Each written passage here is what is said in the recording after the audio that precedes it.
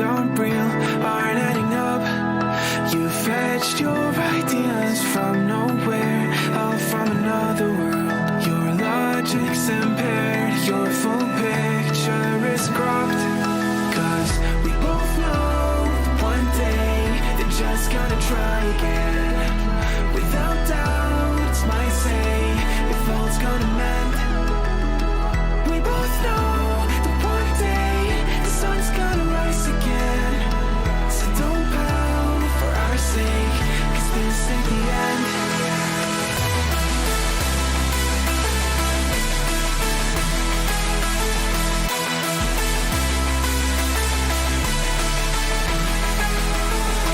We both know that one day the sun's gonna rise again.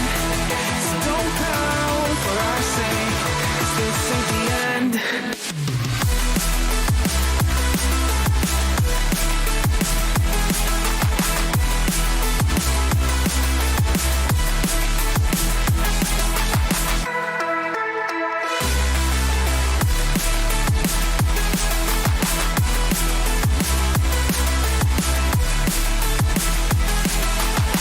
We both know that one day it's just gonna try again. Without doubt, it's my say, if all's gonna mend. We both know that one day the sun's gonna rise again.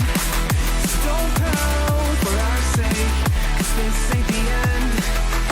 Dear right brain, you're so far off, oh it's like you can't see ahead. These feelings you've caught don't make sense, your plan's gonna flop. You keep raising doubts without cause, all you feel is dread. My logic is fair, if it's pain, it's ever gonna stop.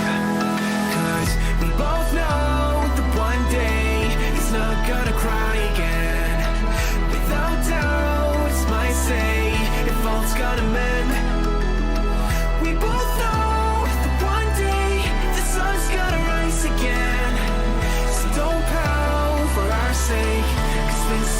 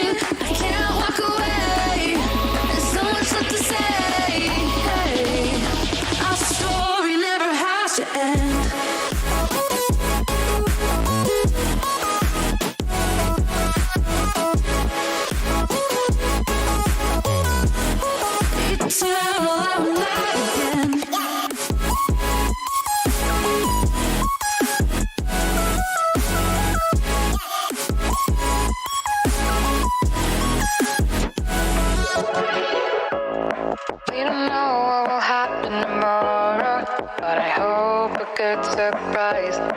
I could flip all the time that I borrowed and make another life.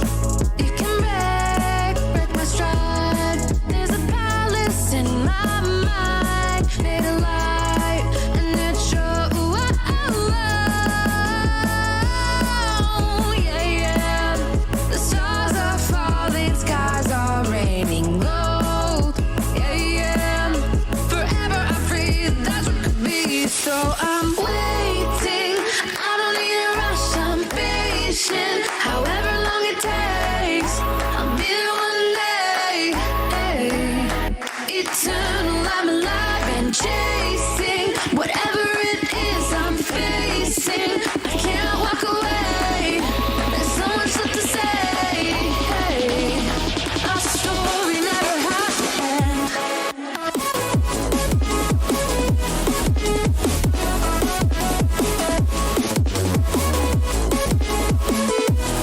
Eternal, I'm alive again.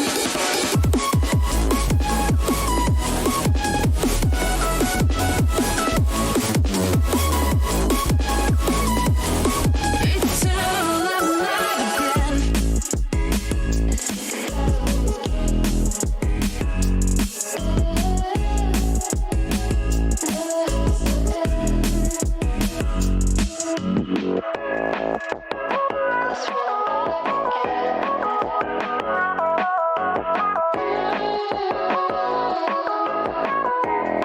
Story never stand.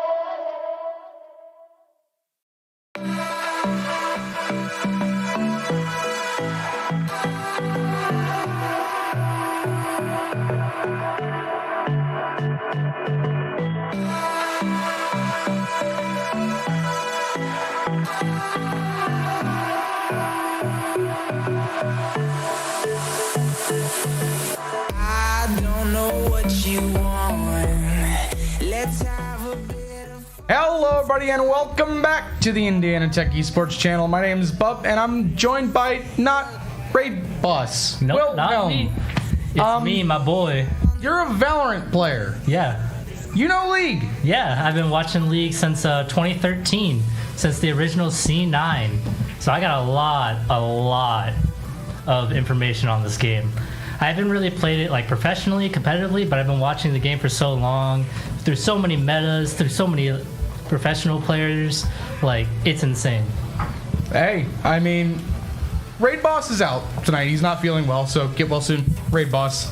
We haven't seen Raid Boss much this year. It feels like it's been a busy semester for him. Senior year, it's tough. It's tough. But speaking of busy year, the League team just did this. You were there when they did this. I was actually in the giving you guys play-by-play. I remember that. Yeah. Holy. Also, I had some very choice words for the enemy team. They had some, let's say, interesting dress. Yeah, that did happen. That did happen. You've also said that our team has some interesting draft. Oh, as yeah. well. We're gonna bring this to light right Oh, away. We're yeah, not waiting. Don't you worry. We're not waiting. I will. We promised the League team content when Wilhelm was coming on the broadcast, and we're promptly getting to said broadcast. By the way, we're playing Michigan, who is the Kiana Jinx first only ban other into the undefeated. Investa from Michigan. That's very good.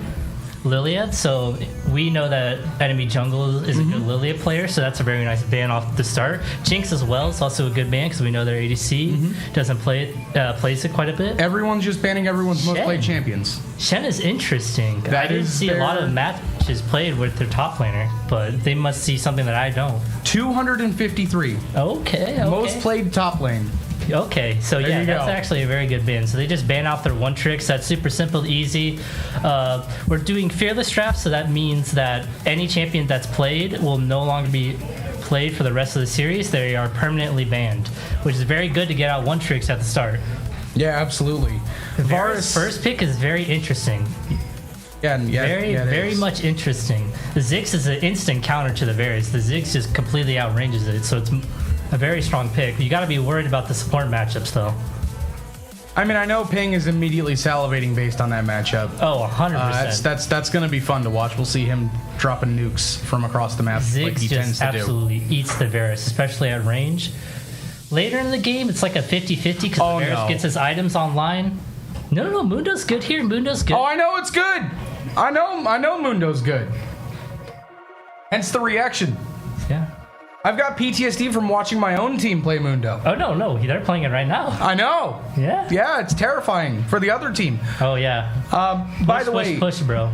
Push. Yeah, he goes wherever he pleases. By the way, Michigan, the only other team to go undefeated thus far. They were 7-0 in their group, and I also think they have not dropped a single game yet. Correct. Neither team has dropped a game in the playoffs. I don't know how Michigan's regular season went.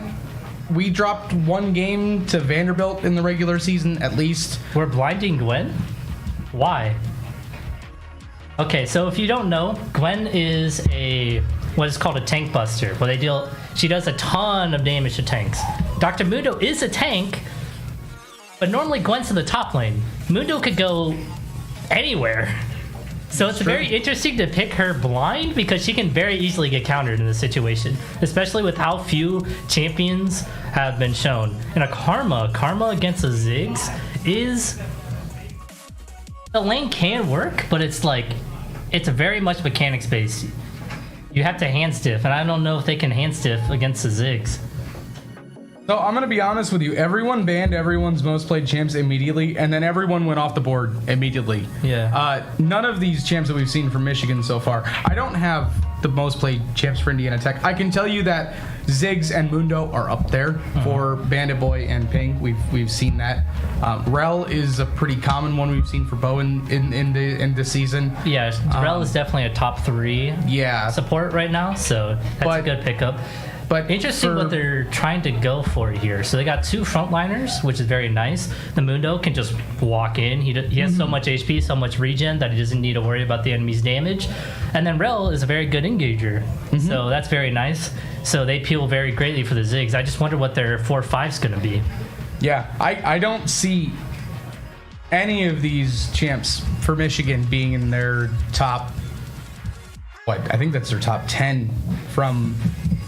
what OPGG can provide. So, going right off the board. Now, granted, you're in an NECC Division 2. Most of these players know how to play most of these champs. Yeah. You would think. I think most of the time it's just going to be, for this type of level of competition, it's going to be a lot of just comfort picks. Yeah, absolutely. Not really looking for a coherent team comp, but rather just trying to hand stiff everyone, which it seems like what Michigan are trying to go for here with the Varus Karma. Which definitely can work, but I just am very deeply concerned, especially when I see the rank differences on both sides. Can they really hand stiff what? What were they? Grandmaster Challenger players against Diamonds? I don't know. Luca is a Challenger mid lane. Umut or Kichirukin. Okay. Oriana. Okay, so there's your mid laner. There's your mid laner. That's terrifying. That is one of Luca's favorite champs. Oh yeah, I mean, Oriana is very good here. I wonder what their mid lane is going to be. I'm actually curious to see how Michigan plays into that, because I don't think I've seen anyone counter Luca's Oriana at all. Are we going to see what I think we're going to see? Oriana doesn't really have any losing matchups, but there's a lot of even matchups for her. So what normally happens in pro play is you get a Azir, you get a Rise, something similar to that. Oh, there it is. There's the Azir. That's a very common standard not winning, but a neutral matchup. Can go either way depending on who plays better on the game. The last time they played Oriana, we went Nocturne as well. So I'm curious if that's the route we're going. Wait, who's their jungler? Is that a Gwen jungle? It might be, actually. You might be right. Is that a Gwen? No, it's definitely a Karma top, Gwen jungle, Azir mid. Oh, and there's the Nocturne. Oh, we're doing this again. Oh, no, that's a very good combo. It's Oriana disgusting. Nocturne, you got your front lines set up, you got the dive, and you got the Ziggs on the range. Yep. This is actually... Yep. I don't know what they did, but somehow they've elevated their drafting tenfold since the last time I saw them. They did this a couple weeks ago, and there's a pretty highly viewed clip sitting on our TikTok and our YouTube of them doing, I'll call it a war crime with Orianna and Nocturne. It was Oh kinda yeah, you could do a lot. You could do a lot of those. It was disgusting. So I'm not surprised that we see it again early in the series. Why not? It's just an ultimate what's called a ball comp. They're going to be picking outside. Well, can they even side lane? When Azir for side lane, does that beat with a Nocturne? That's very difficult to side lane with a Nocturne up on the board. But generally, what Indiana Tech's going to try and do is they're going to put Orianna Ball on the Nocturne, or they're going to put it on the Dr. Mundo, or they're going to put it on the Rel. One of them goes in, insta pops the Orianna ult, and they just explode one person on Michigan. I think we're just waiting for them to pick their champs producers typing now, so I think we're actually going to hit that very fun 3-minute delay. Yeah, so it's Comfort for Indiana Tech versus well, the Azir I think is actually the 4th most played champ. Both of them definitely work, but Michigan has a much more scaling. So they're all about like playing until the later in the game, and they're all right in team fights, but they're much more of a side lane threat, especially with the Gwen and Azir. This Azir, like later on, once he gets Nashor's Tooth, gets a second item, he's gonna start bullying the Ori. Oh, and the Alistair is also the sport's 2nd most played champ, behind Bard. Okay, that's an interesting. Bard he's definitely a fun character. And if you play him very well, he can be very good. But that's surprising that he's the most picked. You know, I say most picked, but his most picked champion is Bard with 15 games, Alistair with 12. So he does not play as much. He does not play. Somehow I'm the Valorant guy, and I have played more games than he has. Hey, he is Diamond 2 if this is that player playing Alistair. So if you're able to get Diamond 2, I guess, off of not even 30 games combined off your top two champs, that's better than I can do. Probably from he probably put a lot of games in and past acts, and he's just been coasting. Not really. Well, yeah, I would hope so. Otherwise, I'm reporting someone for smurfing.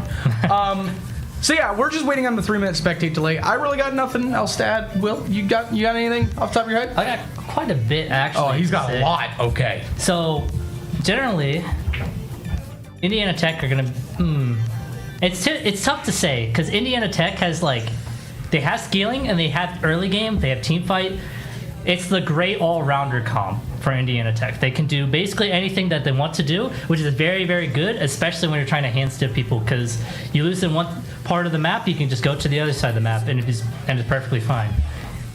Your Zig starts getting perma-ganked by this Gwen jungle. Actually, wait, a Gwen jungle is not even going to do anything. There's no way this Gwen jungle actually gets off ganks against this Ziggs Rel combo. She just can't get in. Other than, yes. Huh. How's this Gwen jungle gonna work? He's just gonna power farm until 6, but they lose at 6. This Michigan's team comps definitely got me perplexed on what they're gonna do. So basically, a massive break point of the game is going to be at level 6. That's when you got your Orianna ult. That's when you got the Ziggs ult. That's when you got your Dr. Mundo and your Nocturnal, especially the Nocturnal. The moment he gets level 6, he is a completely different character. Literally completely different. Before Nocturne gets level 6, he's actually like a quarter of a character. He's basically a minion. That's actually one of the 100%. Few characters on the screen. He is very, very. It's very rough pre-6 for Nocturne. Yeah. Which is normally why some teams will actually invade off rip the Nocturne. So it's going to be interesting if they're going to try to do that. But with their team comp, they can't really do that. I doubt they win level 1, especially when they have Ziggs and Dr. Muno just constantly poking. They try to move in on an invade. Yeah. And then for the Gwen, she has no CC, right? She has literally no crowd control, no stuns. She does have a slow on her ult, but that's level 6, and you lose at level 6. So it's going to be interesting how she's going to get ganks off. She really can't. So what she's going to end up doing is what's called power farming, where you just basically cycle your jungle to killing every single monster as fast as possible to try and get a level lead. But against a Nocturne, that doesn't really work.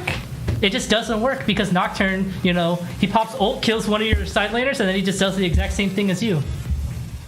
Or even worse, is that you lose lane priority, right? Like your lanes are losing, and then as the Gwen, you try to power farm. Oh wait, there's a Nocturne in your face, and then a laner just comes over and just you're getting 2v1'd in your own jungle, and the game is over. Honestly, the Nocturne ult into Fear is kind of one of the most terrifying things to walk into in this game. It's very no pun intended. Now that I think about it, usually the puns are intended, not this time.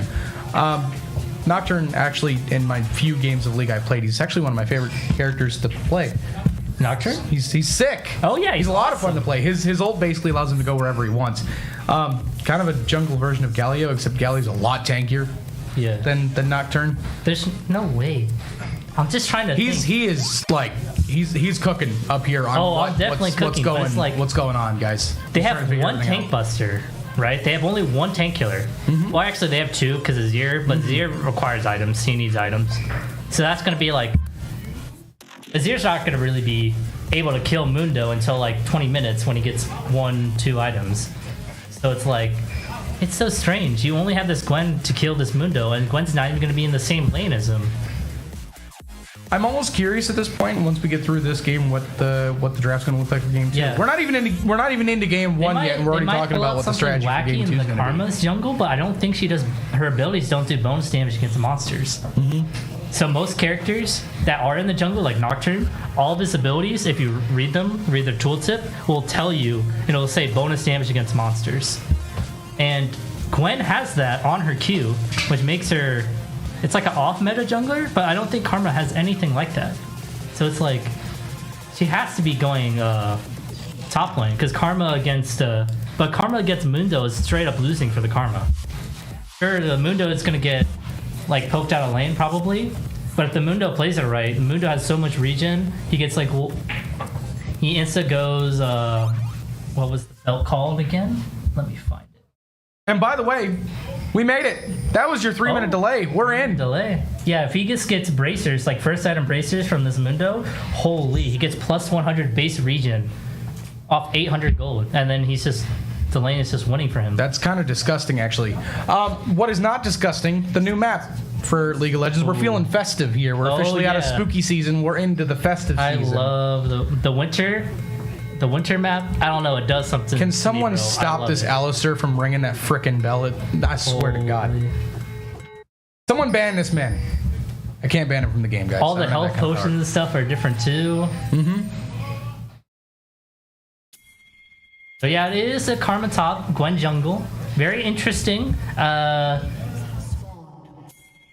is gonna be homeless, I'm gonna be honest. Oh my God, we're back to this again. Willem is just like he's vibing out to this, and I'm wanting to send my head through a wall right now. Oh, don't worry. Oh, okay. Well, stop now. Okay, yeah, there you go. There's the. Thank That's you. That's a good ward placement. Thank you, Luca. So what we decided to do there is we walked in, we placed a ward onto the Raptors, so now we can know where the Gwen starts. So if we look on the map, we can actually see Gwen on the Raptors right now, so we know how he's going to path, and our laners can actually play safer around the map. That's a very good ward off the start. Okay, Nocturne. Oh yeah, we got a spectator delay, so I don't actually have to worry about what I'm going to say. So no, you don't. Yeah, no. So Nocturne looking for early 3 minutes on the blue buff is actually very, very good. Because of the Raptor ward, this all happened because of the Raptor ward. Because we saw the Gwen on Raptors, we know that she's going to path down towards bot side and get the Krugs. So that means Nocturne could easily roam in, take her blue buff. So now he's going to be up a very big camp for the majority of the game. Ooh, nice cancel by the Rel. That's actually a very huge cancel. He buffered the W to stop the Alistar. They could have taken a massive chunk of damage there, but he actually stunned him at the appropriate time. That is actually very hard to do. All right, Alistar got the heal off. His cooldown should be coming off. This Gwen's about to find out that they're homeless in their top shot. Oh yeah, no, I think he lost his... I think everything except for the wolves. Yeah, he lost his Gromp too. Oh my goodness, it's so bad for him. Pathing topside. Well, one ward can change. It's interesting that we're pathing topside here. I guess we want to get the Krugs into red buff, into like full clear, but... Definitely interesting. I would have preferred us to go towards blue side, and then we clear upwards. So then our Raptor should hopefully be spawning soon. Yeah, now we're walking into... Yeah. Now... Michigan State, they played it very well here. They're looking for aggressive invade. Oh, wait, they're getting a collapsed on. The Oriana had prio. They didn't realize they had prio. 3v3. Mundo will go as he pleases. He does not care. Decent damage. Oh my goodness, Oriana's nearly dead. Very bold to step up 1v3. Just lost like 200 HP from Nocturne. Life of early game Nocturne right there. You just kind of walk up and lose all your health. He presses Q and then he doesn't do anything. He can never get. Oh, Oriana's gone. Well, Luca has officially gone down first. And the Azir does not even die or doesn't even blow flash? That is so bad. That is actually horrible for Oriana. He lost close to 2 waves of experience in gold. The Azir got a free kill plus 300 gold. And he didn't even use his flash. Normally flash is on a 5-minute cooldown, so not even getting that out, especially against Azir, is really, really bad. And having to use your teleport and your flash early, oh no. Oh, this is bad. Wait guys, what's happening? I was hyping you guys up earlier. Why is my Ziggs bot lane got no mana? He does have TP though, so we're fine on that aspect. Nice dodge of the Varus Q. Abnormally slow start. This isn't normal. Yes. But that's okay. I believe. Definitely. I believe. I mean, when I saw We're GLEC, 4.5 minutes in. We're going to be all right. Yeah, in comparison to GLEC, where 4.5 minutes in, my Karthus jungle had 4 kills. That is true. So That is true. I mean, yeah, I don't know what he's doing on his matchup. This Oriana's just walking in, taking so much HP. Nocturne just getting spotted by the Alistar. Surprising that the Alistar actually has a level lead over the Nocturne. I don't know. He's very slow on clearing these camps. This Nocturne needs to just be killing these camps. Needs to get level 6. He's just not level 6. Got a 5 CS differential on the jungle right now. This Gwen is just... Oh, this Gwen is just power farming him out of the game.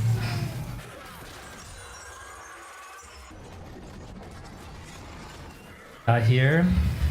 Our turn bot side.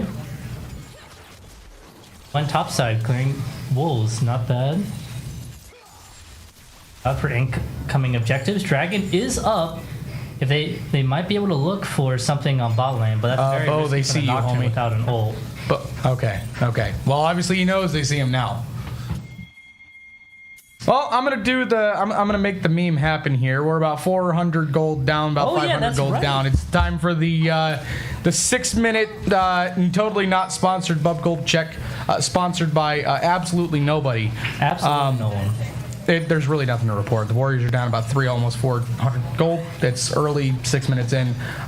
Hey, this is a good. This is a That's good push. very good. Oh no. A lot of CC. Wait, he doesn't have flash. Bo might go Okay. though. That's that's a good Ziggs Q and the rail gets a walk away. Very well played.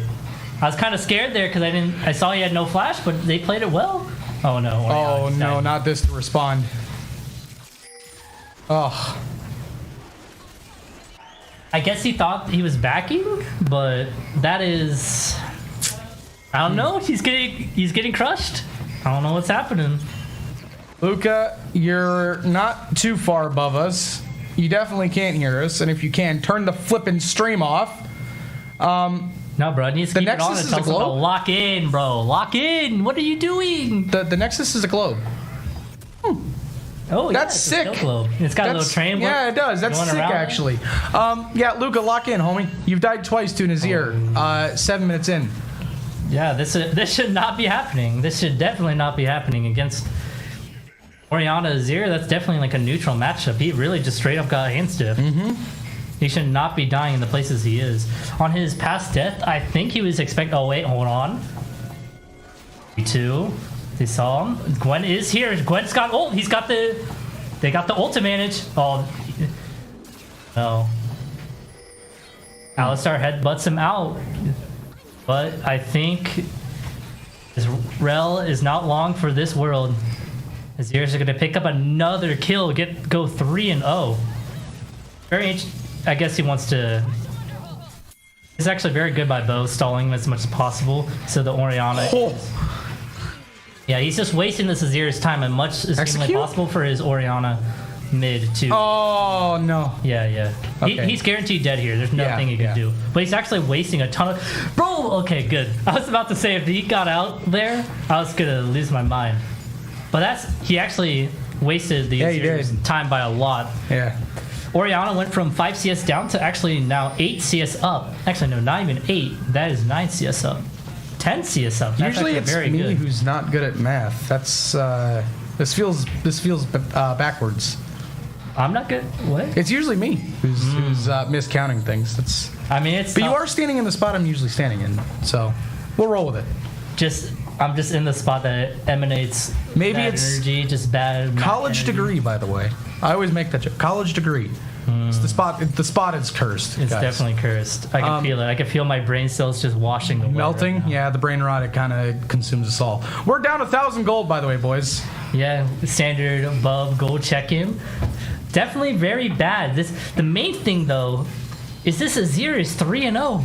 That is really bad for one of the best scaling champions in the game. His Nashor Tooth is going to come online and he's going to do so much damage. My worries about them not having a very good tank buster is basically mute. But wait, do we see a 1v1?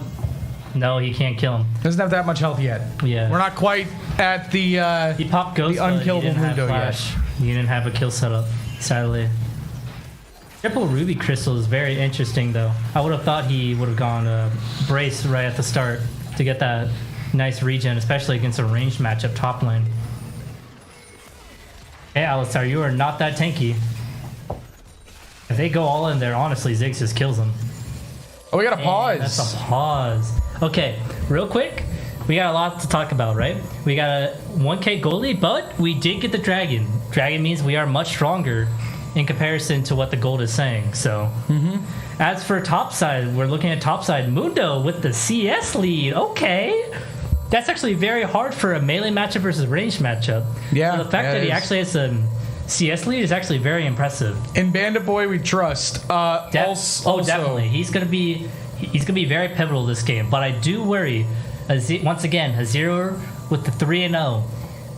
I was worried at the start that Michigan weren't going to have a lot of good tank busters because the Gwen's in jungle and he's not matching the Mundo, and the Azir is going to take a bit to come online. But with all that gold just influx straight into him, bro, with three kills, this Nashor Tooth is going to be done. And my Mundo still hasn't completed his racer yet. Yeah.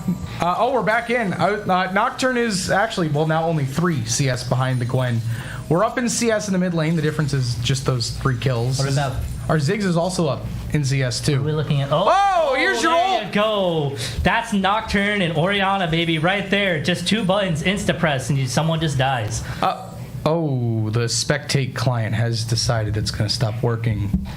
We're getting it all at the start of this series. Oh, definitely. Wow. Riot Games Indie Company. What I like to always say. Oh, we're back. Man, only the best out of League of Legends. Hey, if you wanted to find a way back into the game, you literally just got done saying having the first dragon means you're stronger than what the gold deficit says you are, and now you just got a 300 gold shutdown. Plus 300 gold for the initial kill. Yeah. That 600 gold went the other way, and that's also very good too that it went to the Orianna. The Orianna is now back in this game, plus the CS lead. He actually has a... Actually, no, he doesn't have the level lead right now, but he should have the experience lead. Alright, Nashor Tooth fully completed for the Gwen and the Azir. These guys are definitely very strong. Dragon coming up in 40, they're going to look to fight here. Yep, Gwen popping Ghost, running at this Orianna, but he cannot kill him. The Drake is there. The tower is there, I mean. Sorry. Azir poking off the Rel. A Rel with the failed W over the wall. Big fight for blue buff, and I think eventually just this dragon that's about to spawn in 20 seconds. They're just trying to zone him off. Oh, no. Oh. Nice flash. That's actually a very good flash. Michigan put himself in a really bad spot there. Kaboom! The Ziggs from up high. Varus popping ult, flashes away. I think he's gonna live here. Yeah, just throws out the E, slows him down.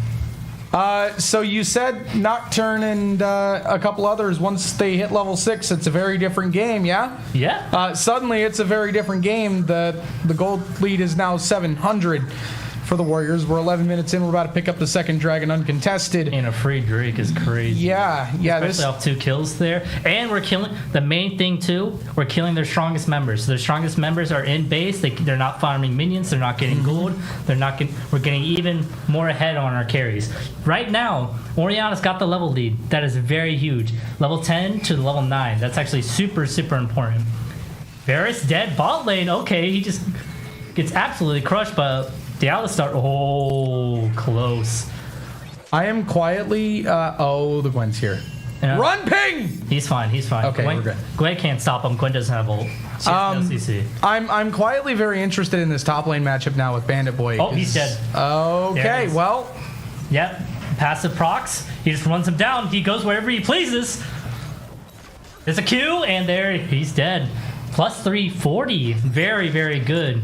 Right on cue. Sadly for us, Bandit Boy, he didn't push out that waiver. Oh, it's my another goodness. Ori Nocturne combo for their free kill mid lane. Azir, you cannot be using your E like that, man. You cannot be using your dash like that. Holy. Suddenly, it's a very different team than what we saw in the first, 10 minutes or so. It's just all Warriors all of a sudden. Yeah. Yeah, I was going to say I'm very interested to see how Bandit Boy ends up scaling the rest of the way here, because we know how strong Mundo can be. And then he just simply got the first kill in the top lane, and now I think we're going to start seeing Mundo be what Mundo is. Michigan, you're in trouble. I don't think you need me to tell you, but this is starting to get out of control. Especially with all of our first items coming online, Mundo with the Warmogs. I need to remember what that item's called. I don't play mid lane. Oriana, what did you build? Let me see. 5 minutes since I... Oh, Oriana getting knocked back into the tower. Oh no. I looked out for one moment. What happened? He's going to get out? No, yeah, he's fine. Oh, no, he's not. Okay. Well, it was a good effort regardless. That is a shutdown back to the Azir. That is very, very unfortunate, actually. Okay. Rod of Ages, there you go. I don't know why I forgot about that. Rod of Ages has been in the game for ages, and somehow I'm missing it. The Rod of Ages has been in the game for ages. Yeah, yep. Yeah. Hey, you got your kill back. There goes the Varus. That's just what happens when your Alistar is leaving your lane. Like, when you're going against a Ziggs Rel, just play safe, bro. While my ADC's under tower, just dying to a Ziggs. It is not fun playing against the Ziggs. This is an unfair amount of range. Oh, yeah. Unfair 100%. amount of range. By the way, Bandit Boy's doing it again. This is the exact same play. We just saw this. Yeah, he's perfectly fine, too. He can just walk through the... Except this time he won't get the kill, but Yeah, but this guy's got it back. There's we're no way he TPing can't into stay. He has another no TP 2v1. too. Varus. Boom. Varus. And Varus is dead. What? I don't know if you saw it on camera, but me and Bub just did like a synchronized looked at each other there for the VAR. Y'all ever seen those cartoons when the character breaks the fourth wall and looks at the invisible camera when something crazy happens? Oh yeah. We just had one of those. We just had that moments. experience. Varus is What? TPing to a turret that's basically dead because of the Ziggs W. It's a bit... Frankly, all you could say is, what is he doing? Oh, well, I think Nocturne's not going to make it. Three-man Oriana combo. They could definitely turn this around, though. Ziggs no ult, though. It's 1-for-1 currently, but this Gwen, she's got Conqueror stacked.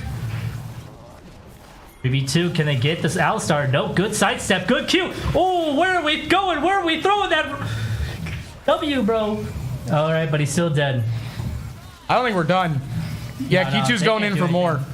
We can't do Okay, anything here. we're done here finally. Yeah. But yeah, bounties are on the board. This game completely swung in the Warriors' favor very, very quickly. Next Drake is up in a minute. We're at 16 minutes, by the way. Bounties at 16 minutes. Shelly is currently being fought. Mm-hmm. That is how early we are in this game. You were talking about scaling with Azir. We're trying to. It's hard to scale 4v4 this. if you even get there. This is Trying to fight 4v4. okay. The TP comes in. Rel's nearly one shot, but she lives. Ziggs ult comes down, takes nothing. But Mundo, he's getting burst down. Mundo is gone. The Azir is here. They don't get Indiana Tech does take Shelly, but they do lose the Mundo in the process. But honestly, you take that trade every day of the week. Shelly for one player? I don't think we're offended by that. It took a lot just Definitely. for Michigan to get that kill, except Oriana might be... Oriana got we're tossing he's here. dead. Luca! Why are we using... No way he gets one! What? Never mind, Luca. If you're gonna do that, then do whatever you want. Do whatever you want, I Luca. am completely gobsmacked. This Alistar is 1 HP and he's trying to combo the Oriana underneath tower. Underneath tower range, this Alistar is still trying to WQ him. Very interesting. So 1 for 1. Honestly, I don't really like the play from the Oriana to use ultimate there to... Yep. Oh, nice Nocturnal Rel with a good engage too. Judge, yep, he's gone. Another free kill. Going to the Ziggs. This Ziggs 8-0. Holy! Ping is putting in the work, and they're gonna get this Drake for free as well. 2 people dead. They cannot contest this. 3 dragons for Indiana Tech is actually incredibly powerful. Quadruple soul point is a pretty good position to be in. The only objective that Michigan got was the 3 Void Grubs in the beginning of the game when we were waiting to hit level 6. That's all Michigan has done. And a couple of kills and question how good my team is, but they popped off. We did lose our sanity a little bit. Yeah. I think 4 or 5 of those 8 kills Michigan had were pre-level 6 as well. By the way, Mundo is once again doing whatever he wants because that's perfectly balanced champ by Riot. Azir can 1v1 him though because he has Nashers. Definitely it's going to be very slow, but if he can get Azir's ult out, what are they looking with? They're collapsing on him. It's 3 people here. Bandaboy, no. Can he ult out and get away? He doesn't have Ghost. Yeah, Alistar's here, but they haven't popped his passive yet. There goes the passive. They knock him up, but I think he can get out. I don't know about that. He can't. It takes a lot to take out Mundo, but they did have enough resources that time. Yeah, just when you got it Azir, Gwen just piling on this Mundo. There's just not much you can do. But here's the question. If they've got 3 players committing all into one spot, I mean, they're going to get a tower out of it as well, so they get a little bit more plus the bounty. They've got to be giving up something in return, right? And look at what's happening in the mid lane. Maybe that's something happening in return. The Varus is getting dove. There's the Nocturnal, and Varus will go down, and almost as certainly the mid tower as well. And Shelly's going to get popped, so we might be seeing some Tokyo Drift coming out of Kitu, and on cue it's happening as well. Directly on mid lane. They got 4 people mid. Who cares about this bot lane tower? Your guys' mid lane's dying. You got a Ziggs. Indiana Tech's got a Ziggs and another Shelly crash. You might just lose your inhibitor tower. Or we're going bot lane with it? Okay. We could have gotten the... Oh, he actually gets the crash on the bot lane tier 2. Or does he? No, he doesn't. I think it died before he got the crash off. There's the next big objective is Otacon on the bot, so everyone's going to promptly reset after that. Mundo, I think, flushed everyone. Oh, so the here's Gwen nearly. The thing, right? Otacon is a very tricky objective to take. I have seen so many pro games where if you don't play it properly, you can throw the game at Otacon. It is a meme to throw the game at Otacon. So there very much is still a chance for Michigan State. Michigan State? Michigan. For Cardinal Michigan. sin number 1, confusing Michigan and Michigan State. Apologies to all Big Blue fans out there. Yeah. I don't know. This is not going well for the Gwen, by the way. That was a lot of damage on Bandit Boy, but Gwen has significantly less health. He's got ult. He's fine. He's got the Warmogs too. He's just going to go back up to full. He's perfectly fine. I think it is Raid Boss who I've talked to before. It's either Raid Boss or Bo. I can't remember. Last year I talked to them, and they said it's a lot easier to lose the game and throw the game. Granted, Otacon was different last year before the changes. Still, a lot easier to lose the game on Otacon than it is to win on Otacon. This is a major team fight. Bo is going to go. Rel is dead, but the Ziggs ult. Yeah, it's unplayable. It's straight up unplayable. I think they're too far gone. This Mundo's going wherever he pleases. Oh, nice sidestep on the Nocturne Q, but he just flashes in on him. He's dead. This Varus is dead. Karma is 1 HP, and the Azir's the only one on the team that is actually healthy. The Zig's gonna kill the bot lane tier 2, and they're just walking over to Otacon to take it for free. Very well played by Indiana Tech. 3 for 1, and your one that goes down is your support. I think you'll take that trade any day of the week. Meanwhile, Ping is working on that bot lane tier 2 as well. Ping might he's actually just going to basically solo his tower. It's just gone. He's not even working on it. It's just gone. Ziggs takes towers like he eats them for lunch, breakfast, dinner. Doesn't even matter. This guy's a hobbit in how much he eats towers. I see someone in chat saying Riot only makes balanced characters. You are absolutely correct. We've Absolutely. Exactly like Dr. Mundo, the greatest example, a character that has 400 million health, does a ton of damage, and takes none of it. Cassante, another fantastic example of a character that does exactly that. No, you haven't seen the 200 years, have you? You haven't seen Prime Aphelios, have you? I have seen Aphelios be ridiculous. I also know Shogath can have a ridiculous amount of health too if he's allowed to scale.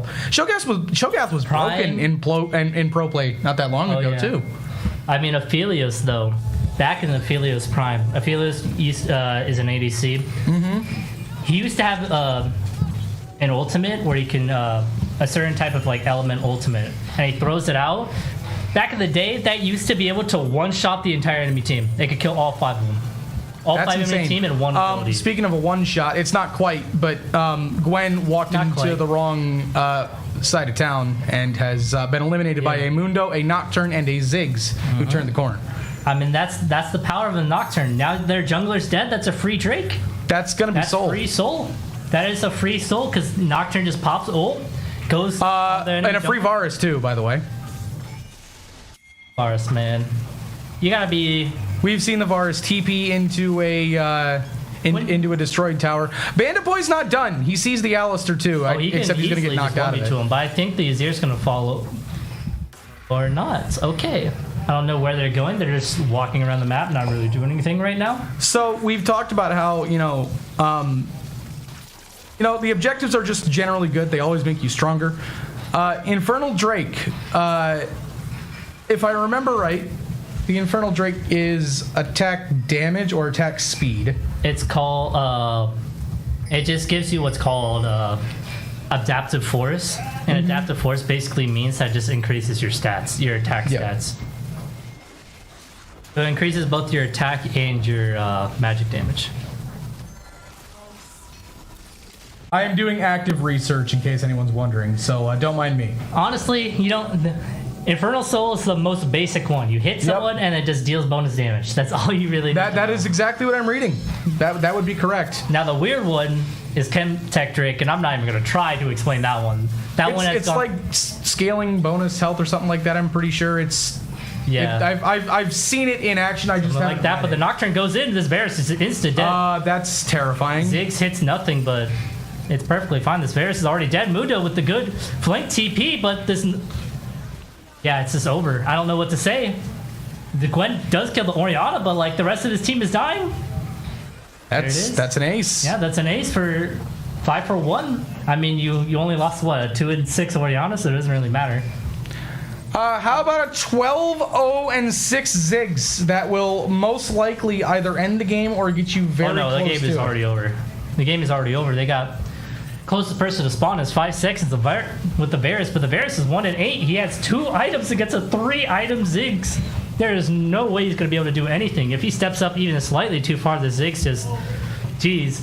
The snow globe is getting cracked. Yep. Ladies and gentlemen, and there it goes. Game 1 to the Warriors. Your final gold count, by the way, 50.7k to 42.4, an 8k gold lead to end it. Just one last, pub gold count because why not? It's for the memes in case you don't know. If there's one thing I could say about these games, is they're definitely not boring because they fight constantly. It's a bloodbath. Oh, those are the type of games I love. Compared to like Korean games where like basically nothing happens for 15-20 minutes, like no one dies, objectives are taken and given for free. Like that might be my favorite part about watching North American. Oh yeah, or just I guess North and South American. LEC or not LEC? LTA. Oh my god, I can't remember what it's called. whatever LTA was before it was LTA. They brought it back. I'm blanking on what it was LCS. called. LCS. Thank you. LCS. It's a bloodbath. There's always somebody either throwing the game or getting 5 kills for no reason. It definitely is a fun. clown fest, which is why I love it. I have not missed a single LCS season. I've watched every single, well, actually not every single one because I missed the first 2 because that's back in 2011, 2012. But since 2013, I've not missed a single LCS regular season. By the way, that is Michigan's second individual game loss all season. They were 14-1 in total games. I mean, 7-0. I could definitely see it. They had us on the ropes at the start there, and they had some very good setups at the start. But they sort of got overconfident in a few areas. I really didn't like the Gwen. The Gwen just wasn't doing a lot.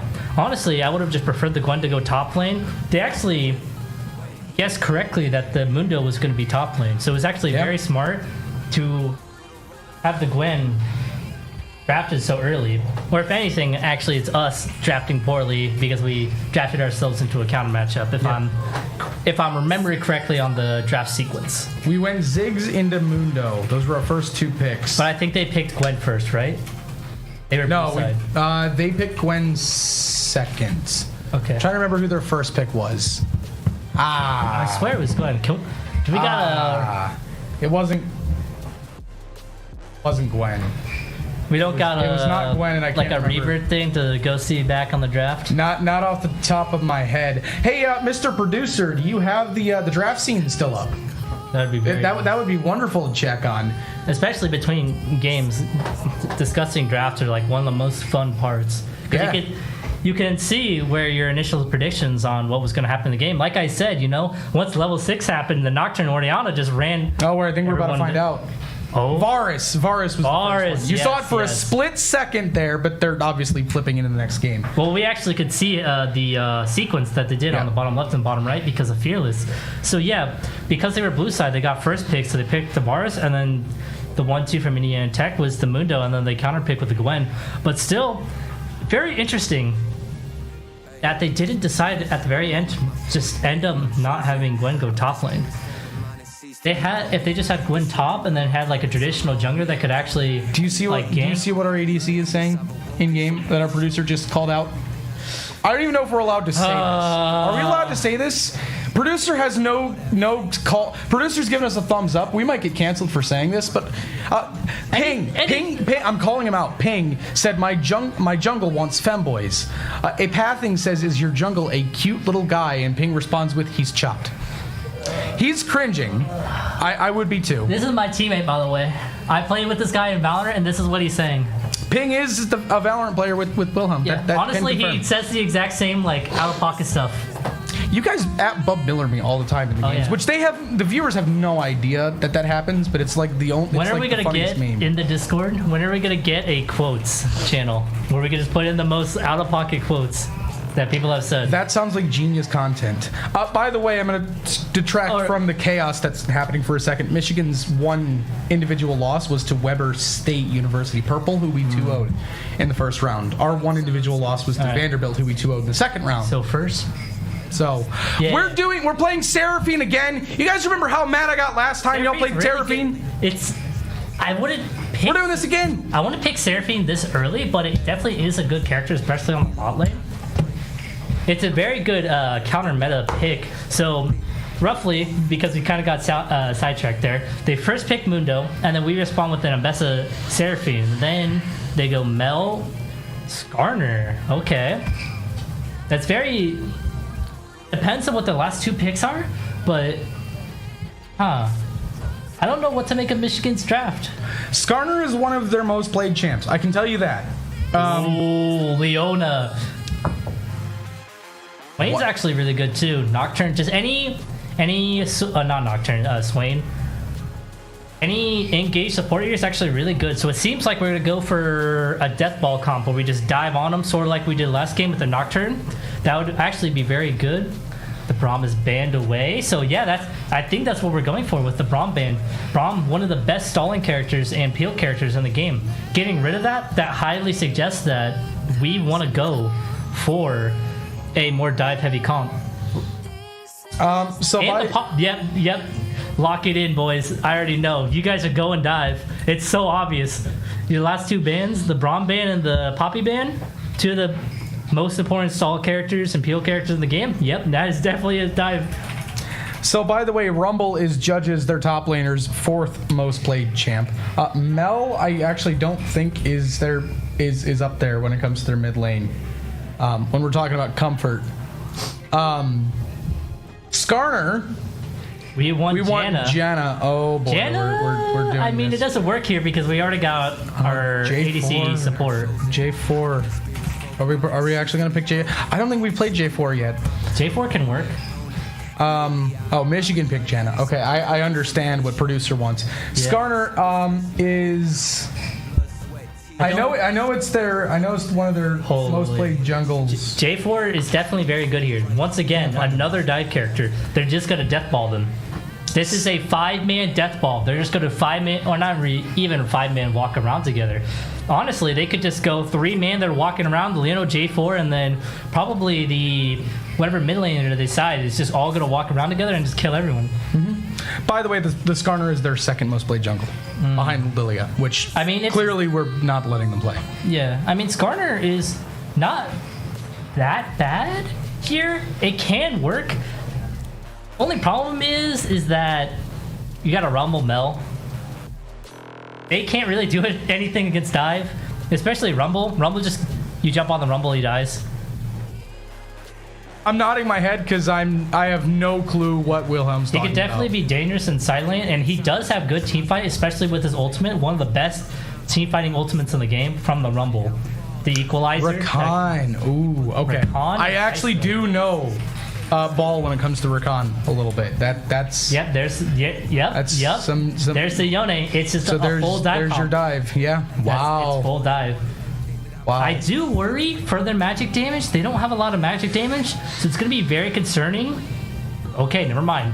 I mean, if you pick Aurora or Rise, Aurora or Rise here fixes your magic damage dependency like 10x.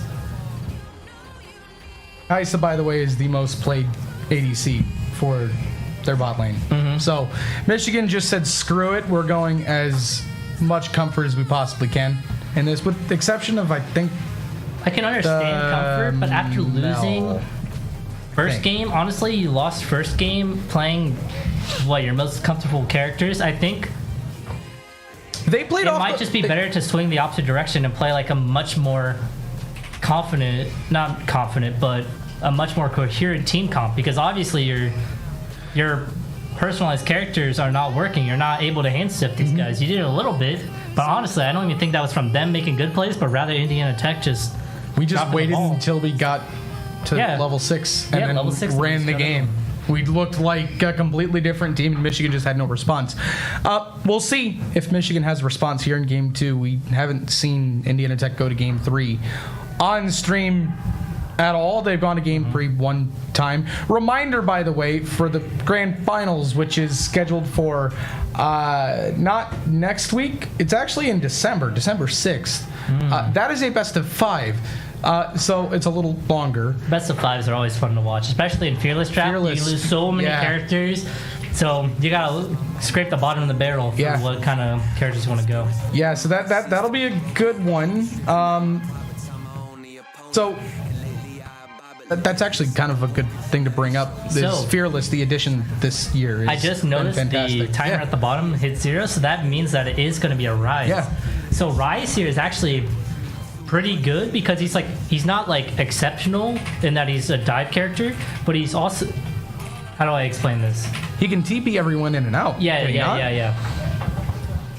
We're currently waiting on Spectre delay right now, but the Rise, his Rise ultimate lets you TP across. That means he's very good at covering those side lanes, and he just TPs to the fight, so that's very nice. But for damage, that's Seraphine Rise. There definitely is some concern if this Skarner can't get ahead. He might become unkillable. Yeah, I mean, the Rise will do a ton of damage, but I honestly think I think the Mel outranges Rise. I think so it's it like was- hard for him to walk up. last year you might be able to quote better than I can, at least at a higher level. I think Skarner was one of the better jungles in the game not too long ago. Oh, Skarner? Yeah. Oh, yes, I believe definitely. so. He was. If he was played, it was basically over at a certain point. What is Rumble at Bub Miller? Producer, I'm glad you asked. Wilhelm, what is Rumble? He's a little rodent. There you go, producer. I hate him so He's much. a little rodent. I hate him so much. The Yordle.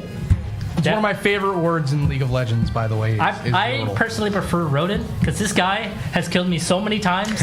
This guy is so disgustingly broken. That flamethrower is one of the most annoying freaking things in the game. Since this dude has released, he's been like one of the best top laners in the game. And I play Gnar, and I'm like insta-countered by Rumble, and it hurts my soul. That flamethrower is the most annoying freaking thing in the game. There's a lot of annoying things in the game. That one's up there. That's up there. If you're in it, you ain't getting out of it. It's done. Yeah, the main Got thing, it. though. It's over. The biggest thing though is that if you ever go up against a Rumble connoisseur, a Rumble that like only plays Rumble, right?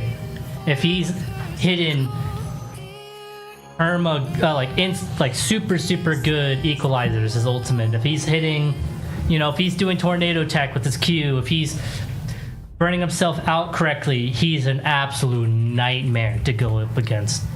So we got to see. I mean, if this is a good Rumble player, Ambessa's got to be scared. Ambessa could definitely win this. It's definitely, I think it's 60-40, I think. I need to look at the stats exactly, but I think it's 60-40 Ambessa. I think Ambessa is winning. Producer is also asking me to name out all of the Yordles in League of Legends. The only two off the top of my head that I know of are Rumble and Heimerdinger, I'm pretty sure. So that's about all I got. I'm actually going to check real quick.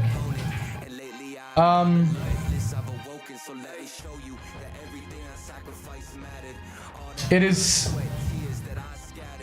about 60-40 in favor of Rumble. Oh, okay. That is definitely... In 232 games, Ambessa has a 48.71% win rate. Okay, so it's the other way around. So yeah, that can definitely be scary if this is a good Rumble. I thought... And we picked Ambessa into Rumble, by the way. So we're confident. But I think Ambessa here is fine, especially because you're going full dive. There's not really a lot of top laners that you could go here when you're trying to go a dive comp. So honestly, it's not a horrible play. The thing is, though, that Ambessa is going to get... How do I describe this that's polite? That is polite. She will get destroyed. If the Rumble plays well. But it all depends on if the Rumble plays well. The main thing is Rumble is surprisingly hard champion to play. Yeah. At least at the highest level. I will say this quietly. I think if there is one player on Michigan's team to watch out for, it is Judge. Judge is, I think, at least looking at the roster, he was their one Masters player as well. He was the player to look out for going into this series, and he held with Bandit Boy for a while there in the top lane until, everyone hit level 6. And then Mundo scaled out. Honestly, I don't even put the blame on him. The game was already over. Yeah. Honestly, the only real critique I can give to him was dying 1v1 to Mundo, but I think at that point in time, he was just trying to, hero play. Yeah, it's hard when you're losing everywhere else. I mean, that's the life of top lane, I feel like, sometimes, too. Yeah. Is you're on an island in the top, and then all of a sudden you get to the point where you can actually have an impact, and you're down 3,500 gold, and it's already scaling out. Especially when you're playing a character like Harma that has, no silent pressure whatsoever, a character that's all about playing for the team, So, I mean, that game was just kind of a wash for him. If he was playing something like a Jax, Camille, something much more agency in the game, I would have been much more concerned about his play. But a rare no invade for the Warriors. This is uncommon. Oh, no. They're fine. They're chilling. They're probably going to do a late invade, if I had to guess. They're probably going to do that Raptor Ward again. We have almost hit the end of the semester as well, and I have not seen a Bandit Boy or Gragas yet, and that makes me upset. Here goes Rises, by the way. You were talking about the late press. I think that was an attempt to get the ward in at the chickens again. America, bro. I love that skin. America, right there. That Rise skin. Holy President Rise right there.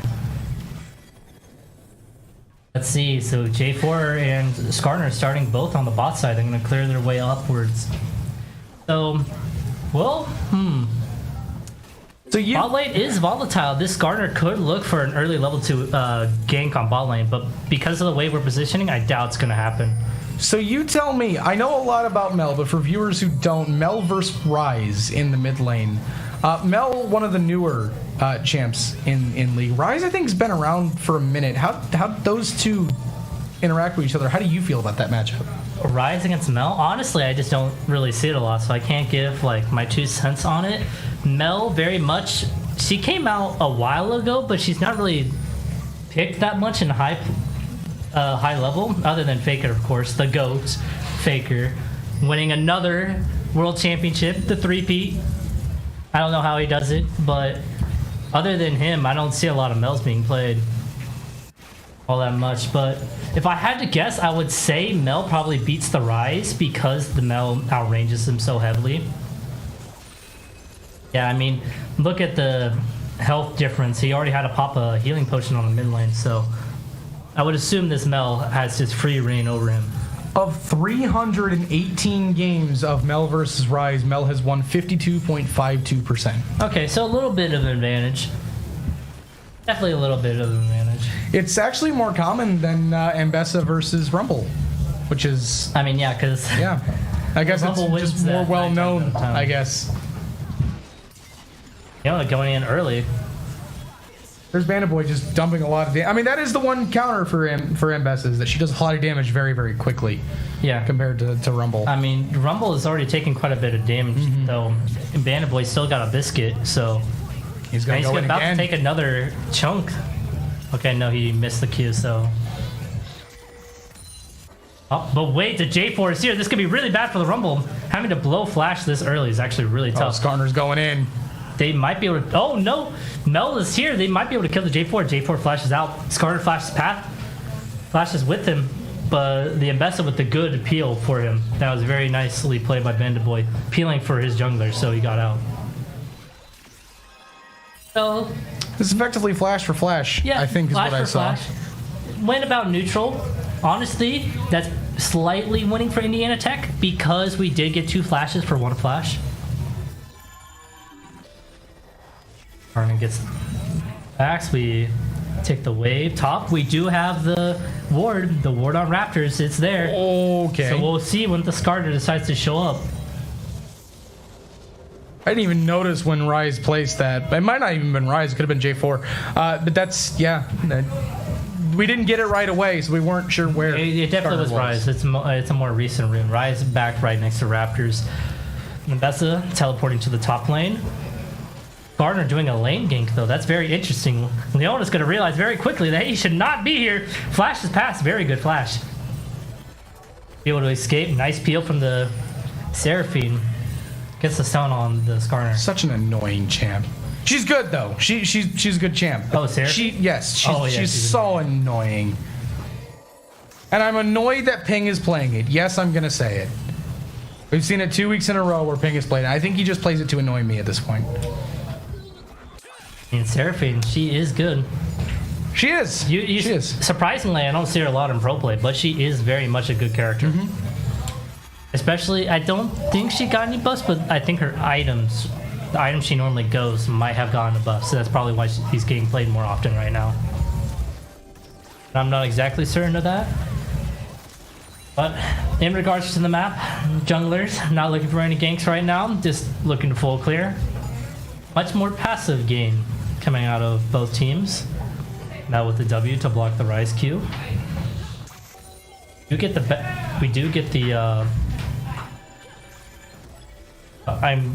cancel. We do get the cancel on the recall for the Rakan. Drake is up, but I don't think either team's gonna want to take it right now. J4 and Skarner topside, just clearing Gromp and Krugs respectively. Immediately with the hook. Leona! And he's going to go down. Well. Why is my Leona? Oh my goodness, so then Ping just eats a... Oh, Ping! Oh. No, he's not gonna die. Yeah. Wait a minute. But just the Leona. Oh, No. okay, never mind. Skarner's here. Skarner's here. That's really bad. The Ambessa's low HP. He could turn this. Equalizer, not the best placed. We're splitting aggro. Oh, they hit level 6 though. Oh, good W. They kill both there. Oh, okay. I was about to say, Rumble might have gotten coup de grace out there and might have lived just barely, but no. He goes down, but that's a 2-for-1. 2-for-1 for Michigan. That is very bad. Very, very bad. They try to turn it around because J4 did get his ultimate before the Skarner ultimate, but, you know, Rumble. The equalizer wasn't the most well-placed, but... And also they didn't really do their target priority that well because the Rumble was attacking one guy, the Skarner was attacking the other, but, I mean, at the end of the day, you'll take those two. Mm-hmm. I mean, I guess if you're Indiana Tech, you at least get one out of it, so it's not the worst thing in the world, but it's another early game where you're down, which is not, again, the most common thing in the world. Bandit Boy, again, just being aggressive going in. That flamethrower is so annoying, man. By the way, Bo, you need to get out of here, homie. No, it's fine. He's trying to solve the way for his Seraphine, so his Seraphine can get back in time. Oh, Seraphine just showed up. There's your hook. We are trying to E forward on a... Honestly, I could have saw a kill angle there. If Kaisa hits the W instead of hitting a minion there, there's a possible kill angle. Rakan pops his ultimate and Neona might have died. He was only level 5. Can't help but notice that the Rise is up pushing 20 CS in the mid lane. What is happening? I was gonna say we haven't really seen anything happen in the mid lane this entire time. It's been awfully quiet there in the mid lane. Yeah, getting grubs. They got 2 grubs. Rise TP's over. J4 is here, so 3v2. Gardner gets all 3. That's actually really big. It doesn't even matter if this guy dies. Ooh, that's a very good place equalizer. Nell ult hits 3. J4 tries to EQ to him. Mel with the invincibility with their W. Oh, this Rumble is just gonna cook this man alive. Does Rumble have flash? Rumble does have flash. He could kill both of them here. I don't know what J4 is doing, EQing back in. J4 is dead as well. He cannot escape. He has no... There it is. Another 2 kills for the Rumble. Oh, our bot lane's dying too. No? Oh, they gotta be, right? No, they're just gonna get out. Our Rise is... Wait, please, guys. What's happening? Why did the Rumble just get 3 kills? Rumble's got a triple kill, and Best cannot play. This is actually really, really bad. Because Rumble's going to get the wave mid, and he might be able to back for Leandres, and he might just have the first item in this game. 5-1-0 Rumble. I mean, you called it. That Rumble, if he's good on it. By the way, our bot lane is in trouble again here. No, Skarner's here too. Wait, This is scaling out of control pretty quickly here, huh? Rise TP'd right into a stun too. No, it's not over yet. We do have a team fight comp, and we do have scaling. With the Seraphine Rise, we do have scaling. We did see how last game started, and So once we got online, it was over. Hey, we've crossed 10 minutes, so you know what time it is. It's time for a gold check-in. Unfortunately, I got no good news to bring to y'all, unless you're a Michigan fan. 17.6, 17.7K to 16.1K gold for Indiana Tech. That is a 1.46K. See, there's the bad math. 1.6K gold. Very, very good. Michigan. And look, the Rumble item. He got the Leandres. That is huge. But Rumble, he might die here. That's a really big shutdown. That's a very big shutdown. But the biggest thing, too, is that the Rumble uses ultimate. So Rumble cannot play just as safe. But honestly, this Rise is going to be dead, too, as well. So, not great. I mean, we did get a shutdown top lane, but... Oh, is it an E to play? No, because mid lane, and they're just going to go to Drake. Okay. So, yeah, definitely a losing play for Indiana Tech. We lost one. Sure, they lost the shutdown. Sure, we gained the shutdown, but losing Drake here and losing our mid laner is definitely very, very painful. A rare lost Drake for the Warriors, too. Don't lose many of those. By the Kaisa there on the Leone. We've got to be aware of the fact, too, that they are on Drake. So our bot lane... We can't fight it. Yeah. We cannot fight it. It just has to give. Got to be careful here. We know the Rumble's here, right? We definitely know the Rumble's here. There's no way we don't. There is a TP top. The Mel has joined the Rumble in the top lane, so we're going to have maybe... No, okay, we're back. Nah, he's walking, Never mind. He's walking back mid. He just teleported to protect his boy. keep his boy alive because it looked like Indiana Tech wanted to try and go for a two-man dive on the Rumble and get this guy out of the game. He was getting a bit too strong, but this is from Seraphine. Oh, Skarner is here, Skarner but they again. don't have damage. They cannot kill this Seraphine Leona. Recon, Skarner, you are not killing a Seraphine Leona. There's just no way. An Enchanter and a Super Tank. Let's take a look at the items right now. We're 1 for 1 on items for top lane, 1 for 1 for jungle. Mel does have an item advantage on mid lane. Does have the Shadow Flame compared to the components for the Rise. We got a 1 item for 1 item on the bot lane.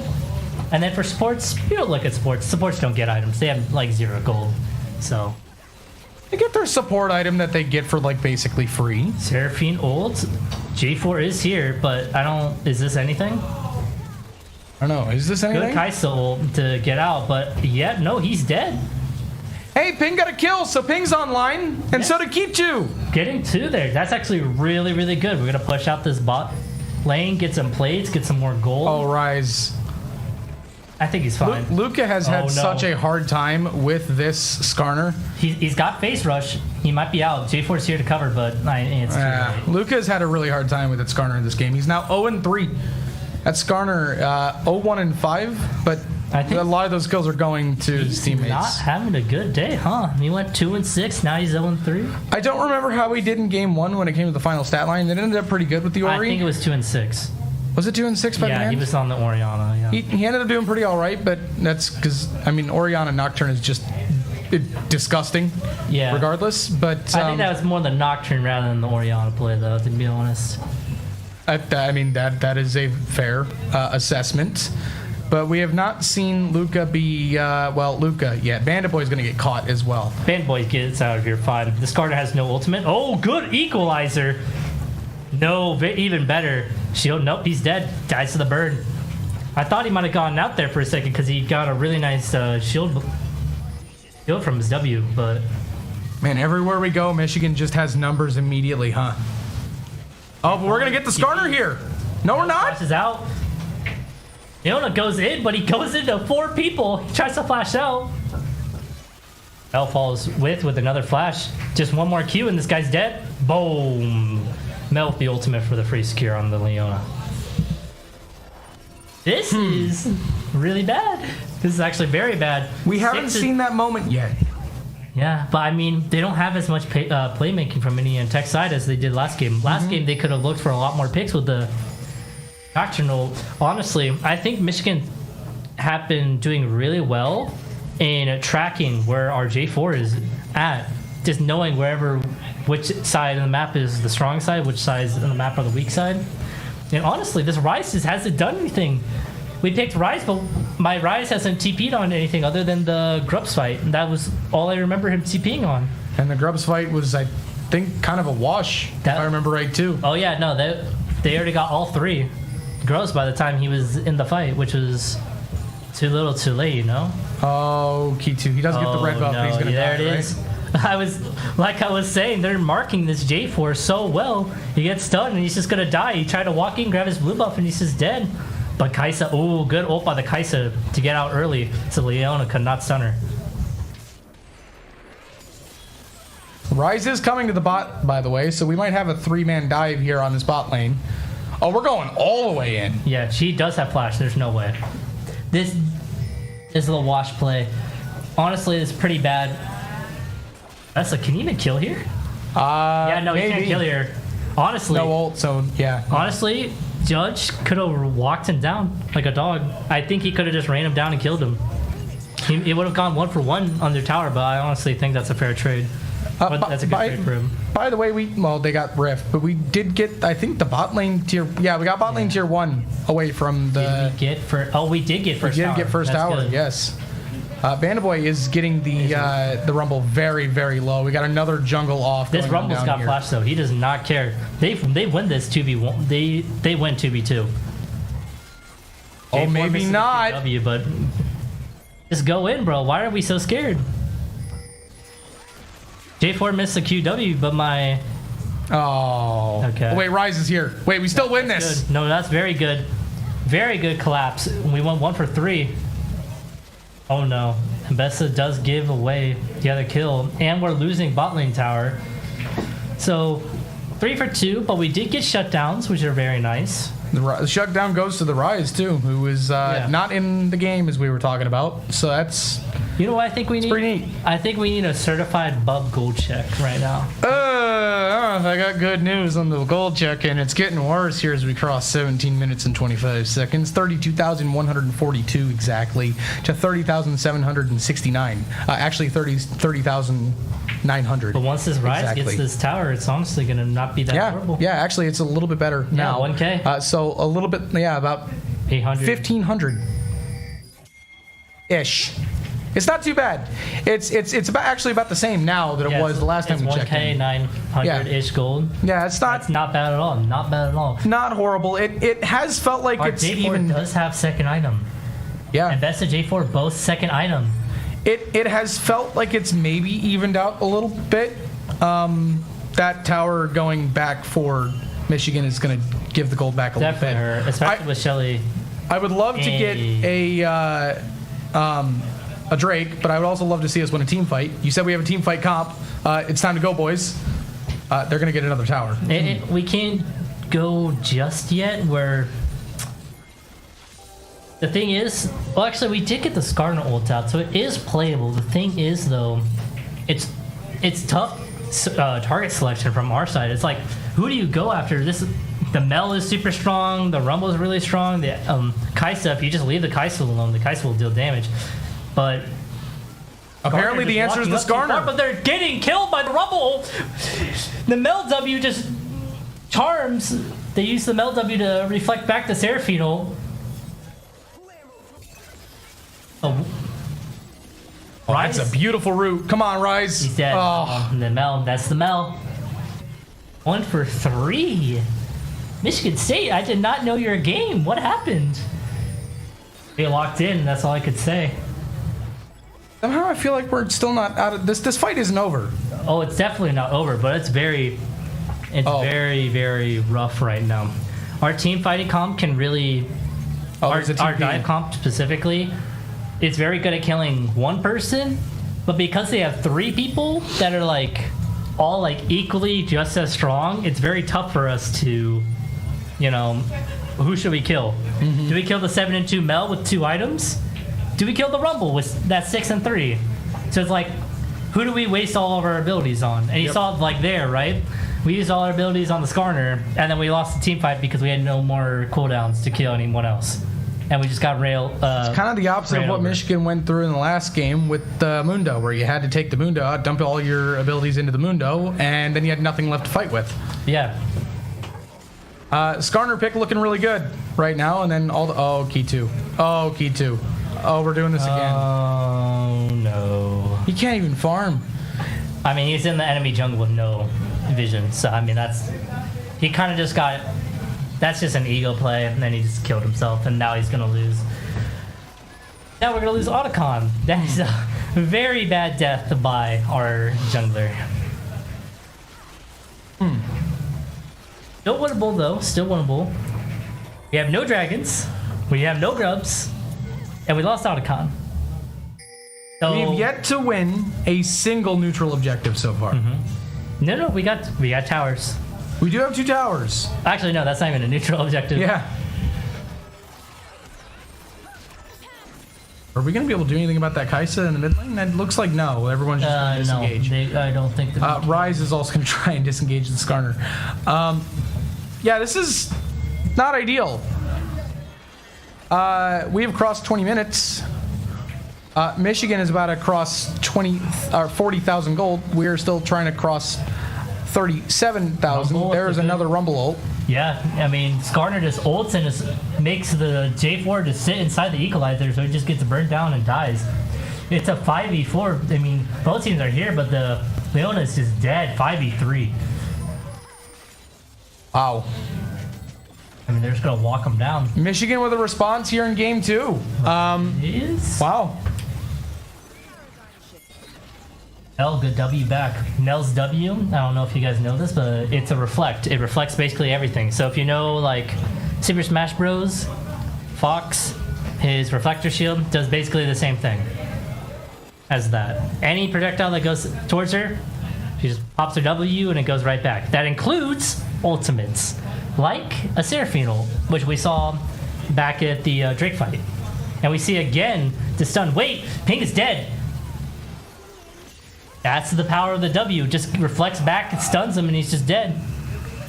That is the danger of a fed Mel. You try to throw anything at her, reflect it back, stuns you, and then you're just dead.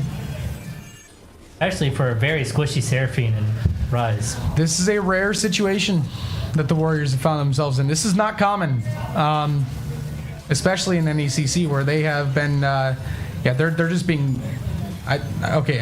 We do pick up the scuttle. The thing at is, least, but it's just one good team fight, though. it is. It truly is with one the good team fight Rise away. and with a Seraphine. As the longer this game goes, the more items they get. This Seraphine is just going to start to heal and heal and heal. And just provide output to so many shields. So it's going to be tougher and tougher for Michigan to get through them. But honestly, I think they're so far ahead that they just really do not care what the Seraphine is doing. You know? I mean, 9 and 2, 2.5 item meld, just one-shots the front line. Are we going to be able to get the Rumble here? Another dive on the Rumble. Rumble messes up the equalizer.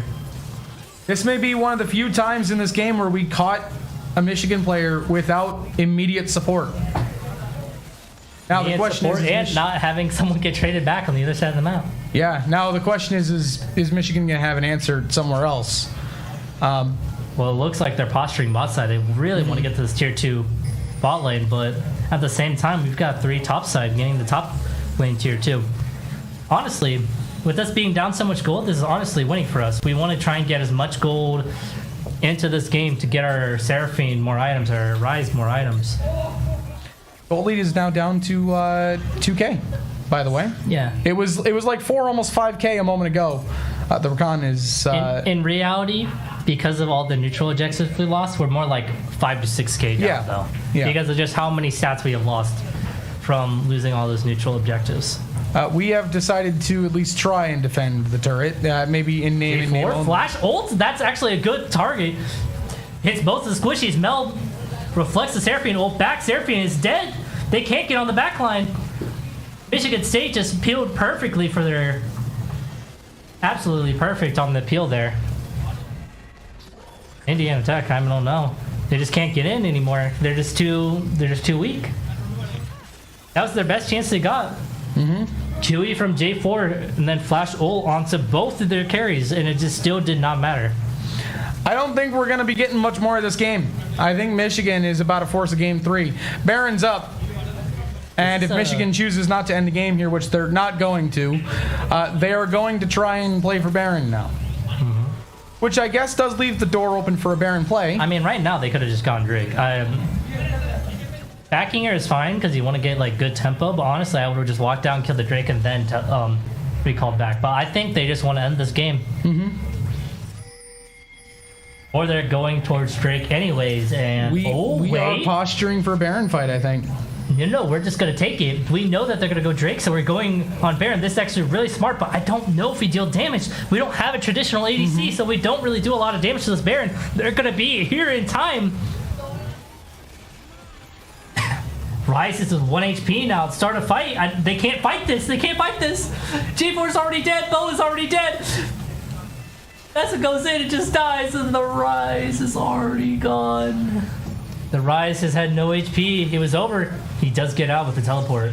Oh, the redemption kill. Holy. The ego from Michigan State coming in. They're trying to get a redemption kill. Wow. I mean, it was a good idea. It didn't work. Yeah. I mean, that's just the danger, right? If you have a Seraphine, your Seraphine just does not deal damage to these neutral objectives. If you had like a traditional AEC, like Kaisa, like Caitlyn, like a Jinx, you can kill these neutral objectives very quickly, so it's actually plausible to sneak away dragons and barons, but because it's a Seraphine, it just would not have worked out. They are going to die get... to the Drake. Oh no, he's fine. Now you get no objectives. Bounties are up. Bounties are up, but I'm gonna be honest, this game is over. Yep. This is tough. It's not quite crossed 10K yet, but it surely will soon if we... It basically is 10K. Yeah. Including all the stats from Baron buff, from the 3 dragons, from the Alicon. Very tough game out. So, but the main thing is, though, adaptation. I would very much like to see... We need to be playing more aggressive. I felt like, especially with our team comp, that was all about diving and getting that initial goal generation with, you know, our Rise, with our J4. Like, we really were not looking at all for these side lane picks. So I would have very much liked to see us playing that much more aggressive style. As for the current game, though, it's looking... They cannot kill this Skarner. This Skarner goes wherever he pleases. Oh, 3-man, wait! He's playable, but nah, the Seraphine is just getting zoned off by the Skarner. He just cannot get in. Flash E from Skarner, just Seraphine's insta-dead. They all just flash and he's... The game is over. Michigan with the response, and a big one. Boys, stop it with the Seraphine. It does work, but... Not here. We just... If we're going J4 Rise, we gotta be more aggressive. We gotta be going for more picks. It's like the Rise Nocturne, right? Yeah. Or not Nocturne. It's like Nocturne Oriana, right? It's all about getting those picks. It's a similar team comp than what we did for game 1, and we just decided we're not gonna go. We're not gonna fight. So for 6-7 minutes, we just sat there and let them fight us and get free objectives. 6-7 minutes indeed. I'm gonna make the joke since you said it. Yeah, see, it's first time actually doing a broadcast. He's not used to the brain rot yet. I'm shocked the producer wasn't like smiling. I'm too old for the brain rot. Okay. I'm older than you. Just a little bit. We talked about this earlier.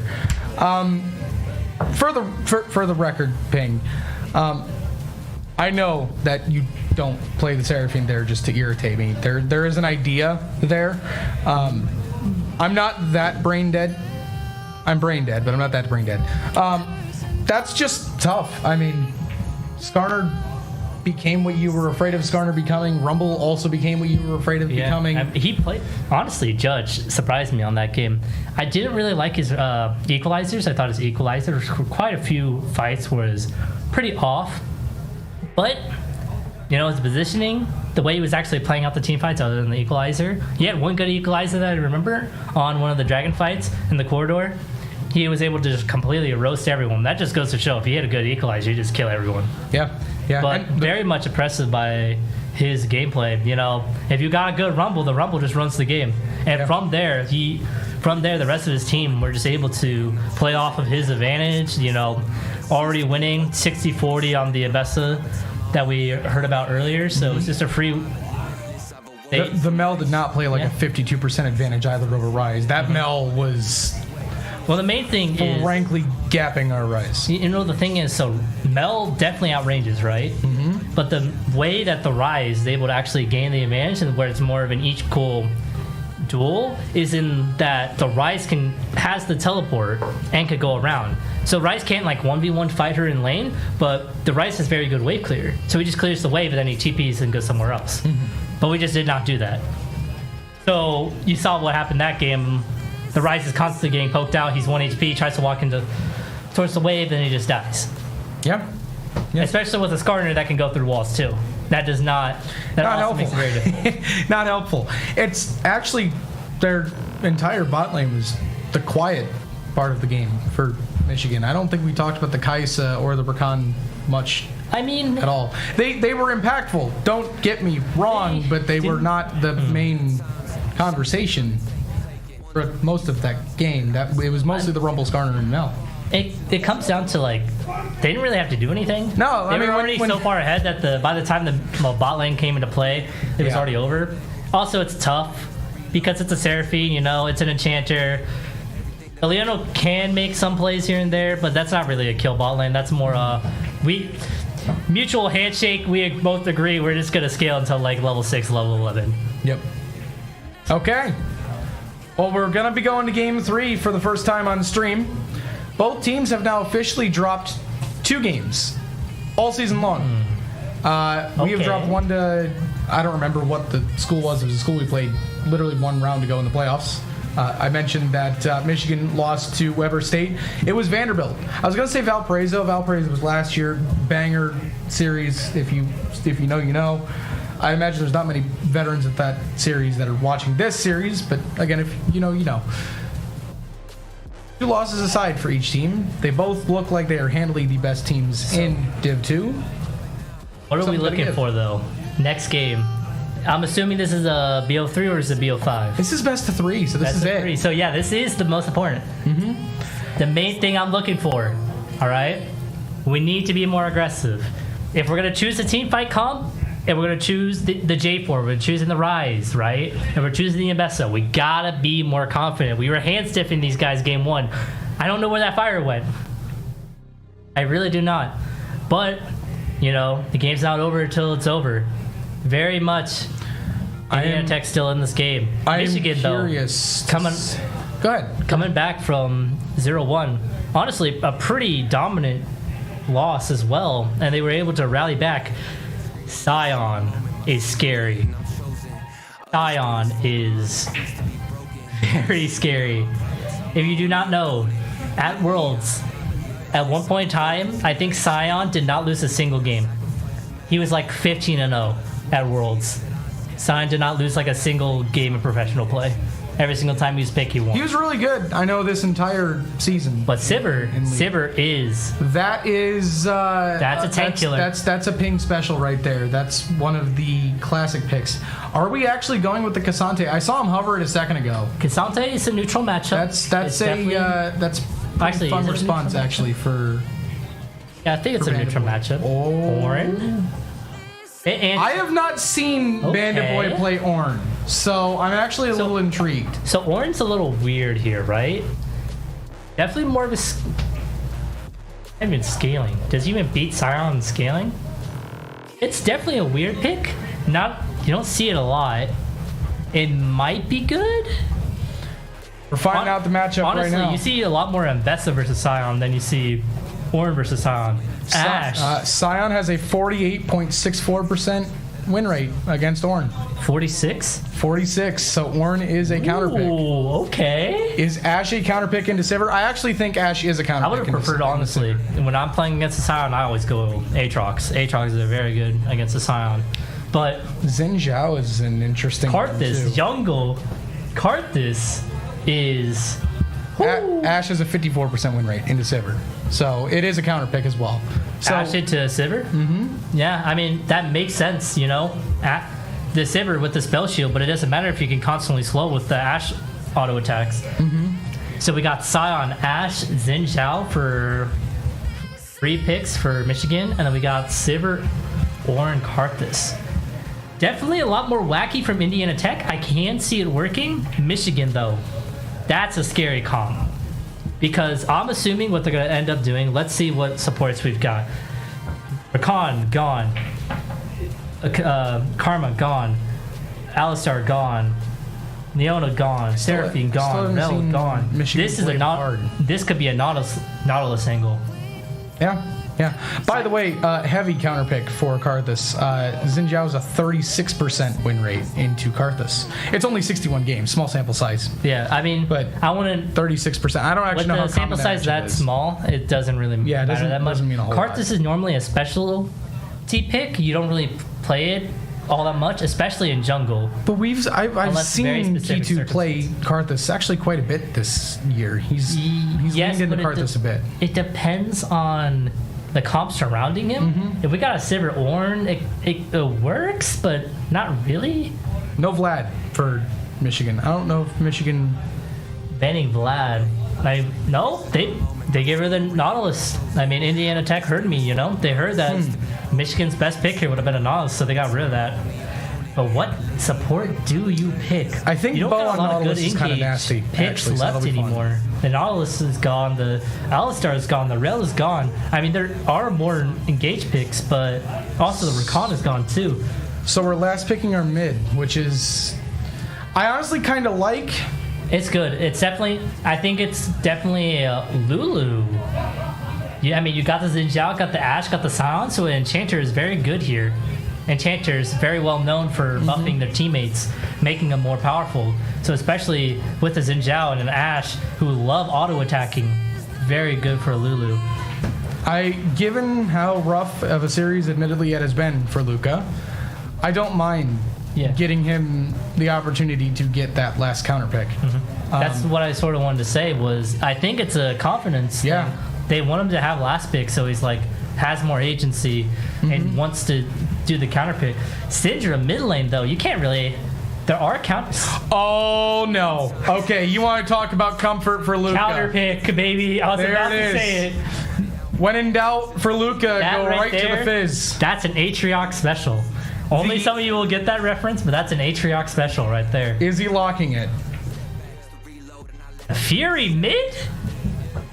Wait, no. He did. They locked Nefiri. No, they won't go into Fury mid. So Karthus Karthus- mid? Yeah, it's most likely a Karthus mid against a Syndra. Does that... Wow. Okay. I was gonna go on this whole like storyline Weird about Luca and matchup. Fizz when he came from. When he came from, well, he's from Romania, but he played on York last year. It's got to be the Nefiri. Karthus just gets omega outranged by the Syndra, and the Syndra just has so much burst potential once she gets level 6. There's just no way the Karthus is going mid. That's just an omega losing play, especially with the scatter too. It's so hard for you to gank. So Nefiri Syndra mid is what you're telling me, huh? Yeah, actually. But then you become the same problem. I mean,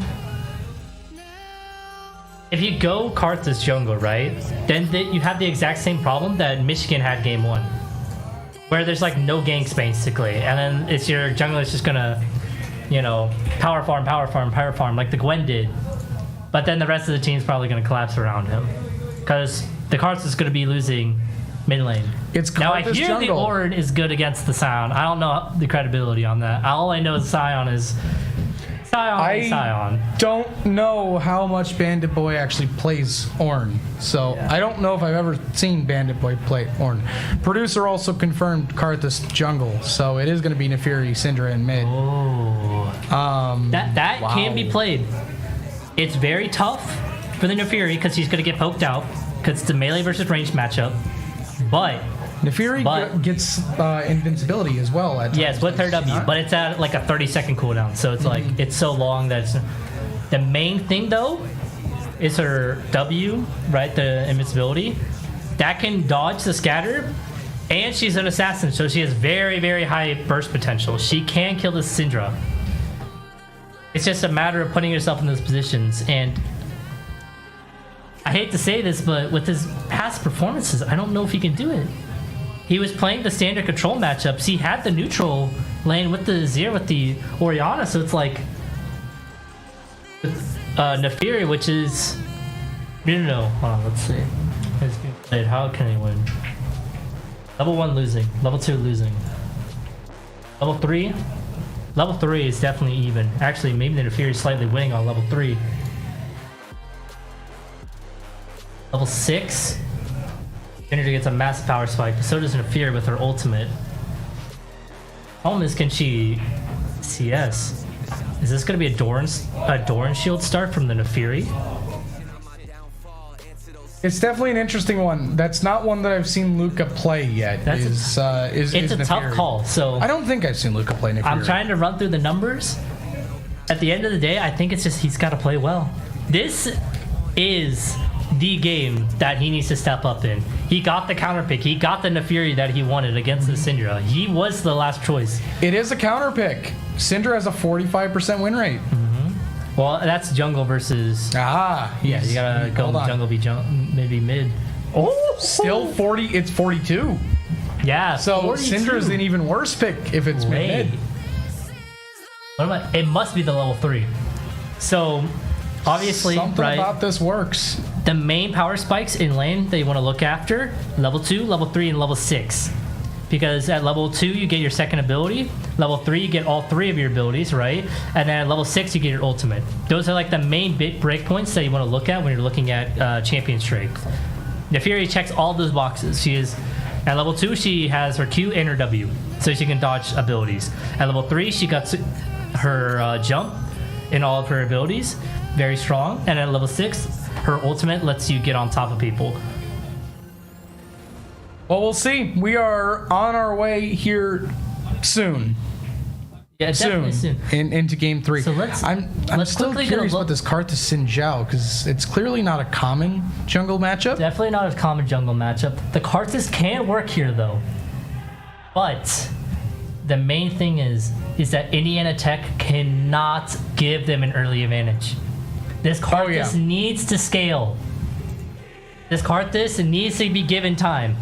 So it's all up, especially to this very volatile Nefiri Syndrome lane. Especially with the Xin Zhao there. The Xin Zhao might just perma sit around mid lane and make this Nefiri's life so bad. And once that happens, your Karthus is gonna... Oh no. Okay, let's look at matchups. Sion v Ornn. Ornn, from what I'm hearing, is winning. Apparently, Ornn is winning, yes. That's very interesting. But I can't see it because he can E the Sion Q. I don't know how that's going to work late game because the Sion has infinite scaling. Ornn can upgrade. Actually, I don't know if they changed that. But I'm assuming Ornn can still upgrade if since the last time I played him. What do we got next? Then we've got the Xin Zhao Karthus. Honestly, very much can go either way. If the Xin Zhao is able to get some really good ganks in early, or he's able to get some very good invades on timings the Karthus is not ready for. Very much could be a very bad time.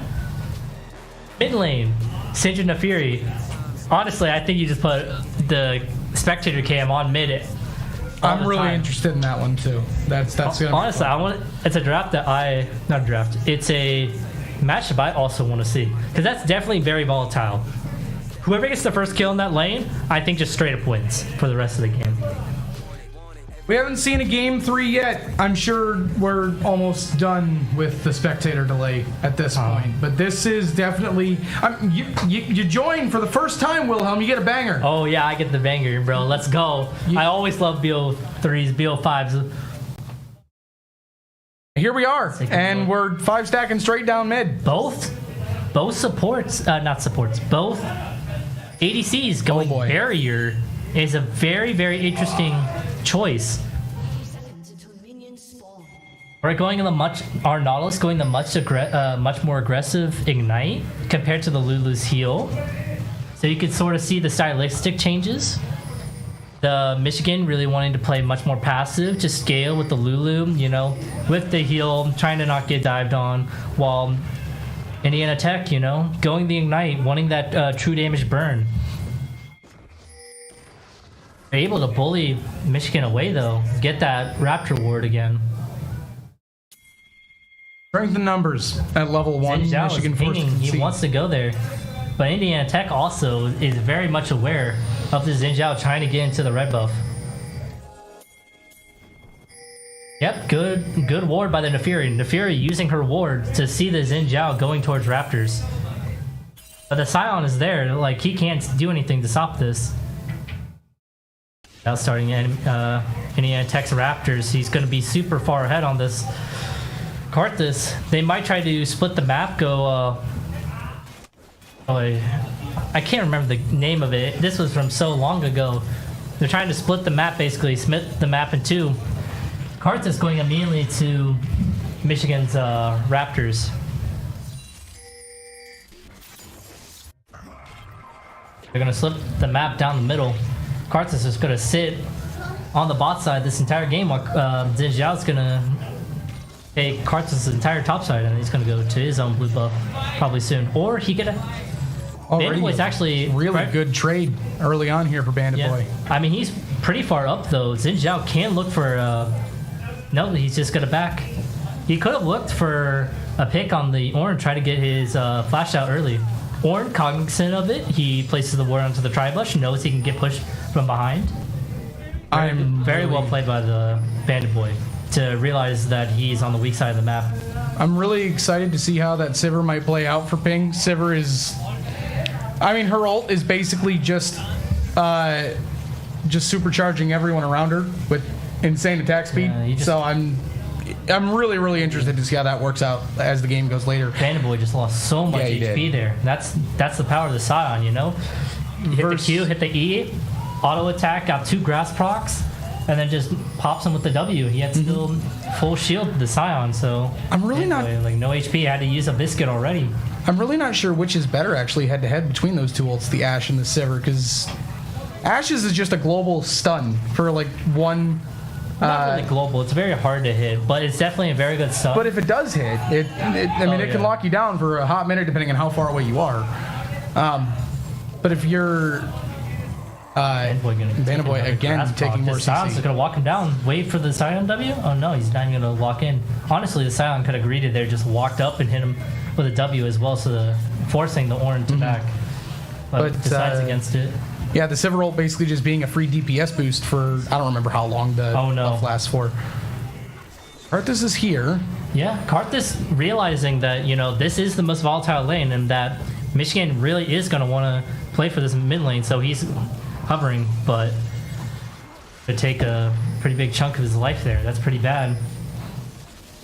Arrow of the week, only hitting Fury, but she just eased out. Oh no, Karthus having to flash. Oh, everyone's flashing. here. It's a world war in the mid lane.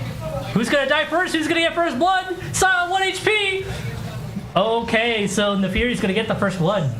But this Scion passive, he's walking down mid lane. Boat might die here. Oh, that was close. Hey, you were saying who's going to get first blood in the mid lane, I guess maybe on each other is what you were saying. Neferi does get the first kill of the game, which very is a huge advantage right now for the Warriors. It doesn't really show. They got a kill back as well. Someone died. Scion died. Bandit Boy must have died away. I didn't top notice laners it. Traded, but First blood to the Warriors is still pretty darn good. Dragon honestly, now up. I prefer where we gotta look where the kills went, where the goals went. You know, the gold went to the Xin Zhao, but the gold on for Indian Tech went to the Neferi. Yeah, I take that trade every day of the week. Yep. This Neferi is going to be a lot stronger than this Xin Zhao. It's a lot more volatile lane. You can already tell just from that 300 gold he was able to get a sizable CS lead, a 4 CS lead just from that one kill. And he hasn't even back. Actually, no, he has back, so he has the pickaxe. Oh, Kitu getting Xin Zhao polymorphed. going in on the Karthus. Karthus does die. Oh, that is really bad. They're just going to wait out the Karthus passive, and then they might go into the Drake. Losing an Infernal Drake this early on is pretty disastrous. Karthus is not expecting the Xin Zhao to be here. He's so far behind. This Karthus wants to power scale, but he's 8 CS back. Again, Michigan with the initiative in the early game, but Bo taking some initiative on his own. Bo might 1v1 him. It was playable. Bo might have killed him there. I know, you didn't have Ping is flash done. right. Bo walking away, taking the safer path, just realizing that taking the tower damage is safer than going all the way around. Pretty even right now. Scion doing Scion things, you know. Massive CS lead on the top lane. Jungle. Karthus really tough for the Karthus right now, being down on CS against the Xin Zhao. Karthus really wanted to get level 6 to help out on a team fight from anywhere on the map. Fury though, surprisingly doing well. Nice W to dodge the scatter of the weak. Bot lane though, Sivir CS is very good, and That's kind of what Sivir's known for. especially in comparison to this Ashe. Now, the one thing I'll be watching CS lead. for Ashe really is how we're able to disengage from the Ashe. Is just the passive slow that Ashe gives is I think it's terrifying. with this team comp, it's all or nothing. Yeah. There's no disengaging. Karthus losing this red buff is really bad for him. This Xin Zhao just going wherever he pleases. He does not care. Ornn might be dead here. Ornn. Oh no, Bandit Boy. The Fury goes in, but the Fury is far too late. Karthus is dead. The Fury is dead. This is disaster for Sion the might Warriors. go back, but no, Sion doesn't even die. That is horrible for Indiana Tech. Going 0 for 3, losing the red buff. This Karthus cannot play the game. I don't think I've quite seen K2 shut down the way we've seen K2 shut down the last game in 10 minutes or so. It's been uncharacteristic to see K2 not in it the way that he's been. We'll see how things continue to go, but yeah, just extremely odd. Maybe it's going to have to run through someone else. You don't know, but not having K2 at the level that we're used to seeing him is tough. It's tough right now. All right, Bub. It's 8:30 on the clock. Do you know what time it is? It's a certified Bub. Man, gold you check always in put me time. on the spot when we're down in gold. We are down right now a little under 2K gold. Like 1.7. 1.5K. Yeah, roughly. 1.5K. Again, bad at math. There it is again, not- showing its Not the end of the world. showing its Still very much inside this in this game. The Fury, definitely the bright spot right now. The Karthus just needs to get items. Even though we're down, and the more and more items this Karthus gets, the stronger and stronger he will be. This Getting the could Drake- help. This is Getting going to the help a Drake lot. here is very good. I'm surprised that Michigan were not ready for this. I mean, Xin Zhao is here. The Ash Arrow does hit, but... Oh, they do secure the Drake. Bo is probably going to probably be dead. Ping might also be dead. No, good flash out. Karthus might die for this, though. Going 0 for 2, this Xin Zhao is just going to walk in, kill Olsen, and then kill Karthus' Gromp. That's pretty bad. I mean, you do get the Drake, but I don't think that's a worthwhile trade. You're going to lose 2 jungle camps for your Karthus, and then you lost 2 members as well. Yeah. His Karthus in this game is honestly just homeless. Again, uncharacteristic. The Fury for with the K2. ult in onto the Syndra there with only 1 dog. Bo might be dead. Nope. Thankfully he gets out. Ash more prioritized on hitting the turret than helping his team get a free kill. Zhao back in. They're just zoning him off. Oh no. This is the dangerous part about Ash. Ping's going to Bo's dead, sacrifice. and Ping is dead too, and they're getting zoned off the bot lane waves. They can't get any gold bot lane. This is painful. This is very, very painful. Hey, Nefiri got some gold in the mid lane. Yeah. But we got a 6-0 Xin Zhao on enemy team. In 10 minutes. In 10 minutes. This might just... No, wait. I don't need to be a Debbie Downer just yet. I've been counting out NECC Tech too much. That's just my... We've seen Wilder on the stream. Yeah, I will just say. We have seen... Maybe not this year, but we have seen Wilder games. Yeah, we have seen comebacks. I've seen 12K, 15K gold comebacks. So this is has not happened. outside the realm of possibility, especially because we got the Drake. We stopped their It's- Drake stacking. Yeah, it is. But we do definitely need to lock in. This Xin Zhao is walking all over It has a us. very juicy 600 gold shutdown on its head right now. Oh yes. Wait, they might. Hey. They're not killing the Scion. You're not killing the Scion with a Karthus, or you're not killing the Scion. Yeah.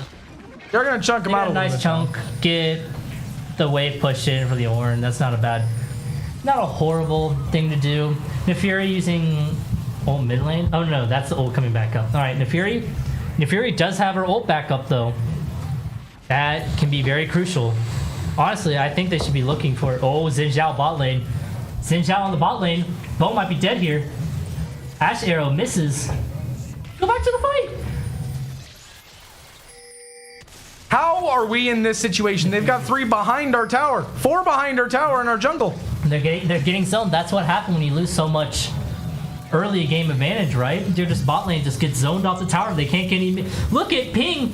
He's level 7. He is the entire level down. He's 10 CS down. He cannot get to the wave. He cannot get to his tower.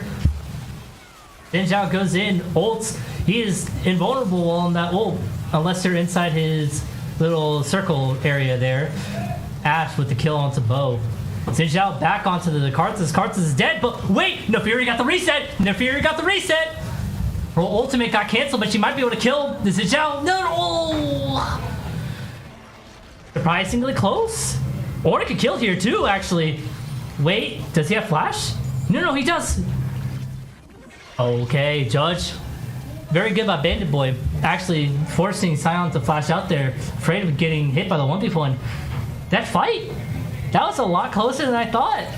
Honestly, if Nefiri gets the shutdown onto the Xin Zhao, that's a super winning for Indiana Tech. Mm-hmm. Yeah, I mean, The thing I don't know. is, right now, Sion, Ornn does not have his ult anymore, so he just has 0 kill pressure. Once again, the Lulu, you know, that Enchanter just buffing up to Xin Zhao. He could go wherever he pleases. He just walks into the Karthus' Raptors, takes it. Thanks, bro, for the leash. That's mine. There's nothing you can do. yeah, we can sit here and talk about how this is still within reach. This is still very doable.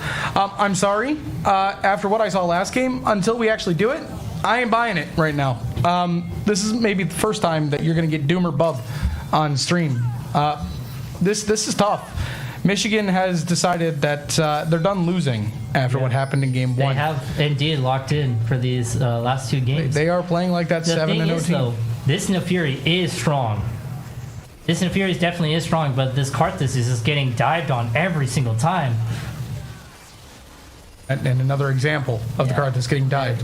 They're just getting And Ping's collapsed gonna on. go I too. think this Xin Zhao is too far Objective ahead. bounties at 14 minutes. He's 10-5 with 2 items. I don't know how they kill this Xin Zhao. The Sivir can't kill the Xin Zhao. She walks in, she dies.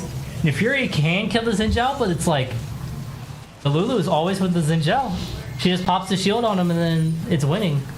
Nefiri, wait.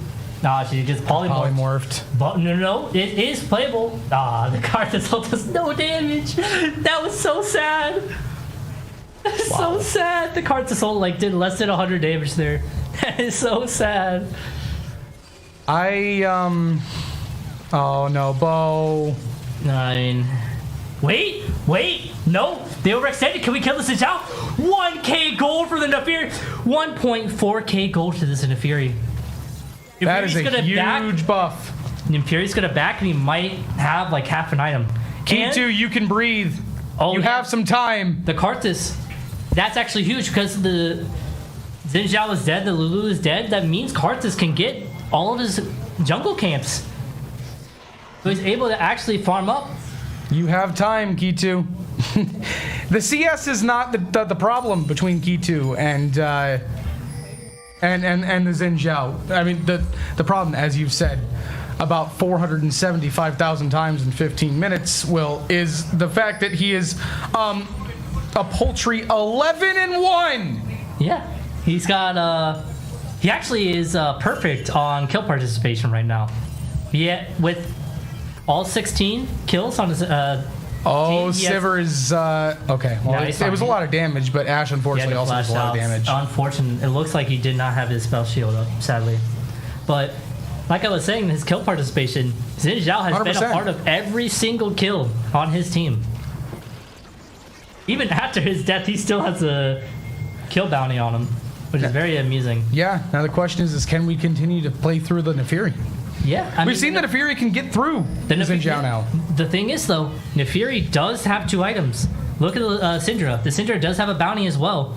That is a kill angle. Once Nefiri Nefiri has her ultimate up. We got 3 people here. This is very well played. Oh, Bo, just slightly too slow. Could not stop the recall. Beast Mode, we gotta get out of here. He might already be dead. Yeah, no one's nearby. The Xin Zhao is just too strong. With the Black Cleaver, he can just get rid of the Ornn, no matter how many resistances he does have. Well, that's incredibly They're unfortunate. gonna get another. They're gonna get another drive. Actually, wait, no. Karthus is here. Karthus is gonna smite it. There you go. No Shelly charge for you. Oh wait, Lulu is so low. Lulu solo. Lulu is dead. Xin Zhao, he's in no man's land. You're trying to kill a Karthus, but Karthus just has his passive. Wait, he's dead! Wait! Karthus got the shutdown on the Xin Zhao. The Fury got the kill on the Lulu. This is playable. Don't look now. And what? It went from like a 5K, 6K gold lead. Now it's only at what? 4K? It's playable. And your Neferi is very strong. At this point, after a certain amount of deaths, your deaths start mattering less and less, right? But this Karthus, he's 1 in 6, but every death after this really just does not matter. Because the more and more times you die, the less and less gold you give to your opponent. Yeah. And the more and more ahead you are, the more and more you have to lose. That is the entire point of when they reworked that bounty system. Mm-hmm. It's entirely based off of gold difference now. So, no, it's 18 and 7, and it's a 4K gold difference. But the Xin Zhao that had a 700 gold bounty on his head has now been removed. And the biggest bounty on the board actually is just that Syndra that you were talking about earlier at 400, and 1 pick from the Neferi, which seems plausible at this point. And with only one item. Only one item Syndra. She might have her second item here soon. I see her recalling. There it is. She does have her second item, so she'll be slightly more tanky. But honestly, against a Neferi with 2 and 6, 6 and 2 Neferi, this Neferi is gonna eat her like butter, bro. She's gonna slice through her like butter. So that bounty could go straight to the Neferi again, straight into her pockets. Honestly, very happy with how our mid laner is playing. He definitely stepped up this game. It was more or so everyone else around the team just sort of collapsing. We're waiting for something in the jungle here. There's something happening in the jungle here. Yeah, where Michigan currently posturing Bo, having to use the ultimate on Lulu, but he's just dead and gone. Drake coming up in 10. Xin Zhao just going wherever he pleases. He does not care about this Karthus. This Karthus cannot do anything to this Xin Zhao. 2.5 item Xin Zhao plus with the feats of strength boots, like he is not dying 1v1 to a Karthus. Now, Ornn does get top tower. That does help with the deficit. Very smart. I just realized this. Bandit Boy, he's only itemizing armor. He realizes who the threat is. He realizes that the Xin Zhao is a threat and the main threat, and realizes that Xin Zhao is the only one on the enemy, or not the only one on the enemy team, but he's the predominant physical attacker on the enemy team, so he's going full armor, but he might just be dead as I say that. But Neferi's here. Can Neferi kill the Syndra? No! He cannot! The Xin Zhao getting a triple kill. Sivir does get the shutdown on the Syndra, though. Yeah, that's very important, but I think Bo is dead here again. Once again, like I was saying, you could take a look there, but Bo dying there only gave him like what, 150 gold? Not a lot. So honestly, him dying there is not really that big of a deal, especially for Sivir getting like 700-ish gold from the shutdown. But the big thing, though, 2 objectives. We lost to Drake and we did lose Otacon. So that is definitely a very big swing. But hey, it's only 4K gold still. Only 4K gold. So it's not that, and actually no, it's actually 5K gold, sorry. I had the bad math. So it's a little bit worse. But not the end of the world, because honestly, it's only in the Xin Zhao that has all the gold. He has 3 items. Xin Zhao, 21 minutes. 16, 2, and 6. That's an end game stat line. And we're at 20 minutes. That was basically his stat line 10 minutes ago, too. It wasn't much different. Very scary Xin Zhao. It wasn't really any different 10 minutes ago than what it is now. The numbers are maybe a little bit... Actually, the numbers might be a little bit worse overall, because those 2 deaths came in the last, 10 minutes. So from a perfect KD to not... Yeah. Yeah, no, that's disgusting. 12... From, a 12 KD to now an 8-point-something KD. Yeah. And it's the stat line you see at the end of a game, not minutes into a game. Yeah, no, it's... The thing is, though, NECC does have a way back in this game. Yeah, it's called Neferi. Yeah, well, not even just Neferi, right? It's not called ping taking that much damage that quickly. I mean, that's Xin Zhao. He goes where he pleases. When you're this far ahead on Xin Zhao, all you gotta do is you just gotta dash on forward, auto attack twice, and then enemy Sivir just gotta flash or he's dead. But the biggest thing though, which was what I was going to say, Karthus does have his second item. That is very important. The more and more items this Karthus gets, the stronger and stronger he will be, and more and more his ultimate will hurt. And his ultimate is point and click. It will hit all 5 enemy champions at the same time. So it's guaranteed damage, basically. Still waiting for that moment from Key 2. We haven't seen it yet. He's been harassed the entire time by this Xin Zhao, who also now has a 250 gold bounty on his head again. So, Luca, it's your time again. Oh, Xin Zhao's here. Oh, wait a minute. No. Get out, guys. Get out. Oh, my goodness. Just look at the Ash arrow from downtown. I mean, wow. That's just sort of what happens. Xin Zhao can just blow up anyone. He's honestly... Even though him and the Nefiri are both 3 items, I honestly think the Xin Zhao might do more damage than the Nefiri in pure burst.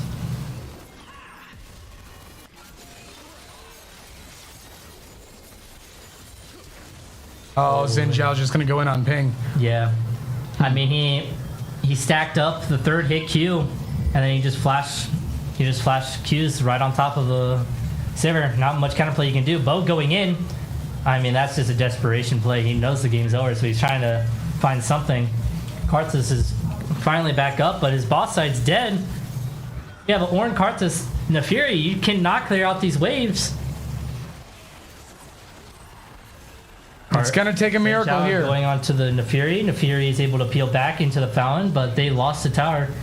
Nexus tower gone. There's just too much damage. Second Nexus tower gone. It's over. Nefiri going in for one last Hail Mary play, but all he's going to do is even worsen his KD. Unfortunate.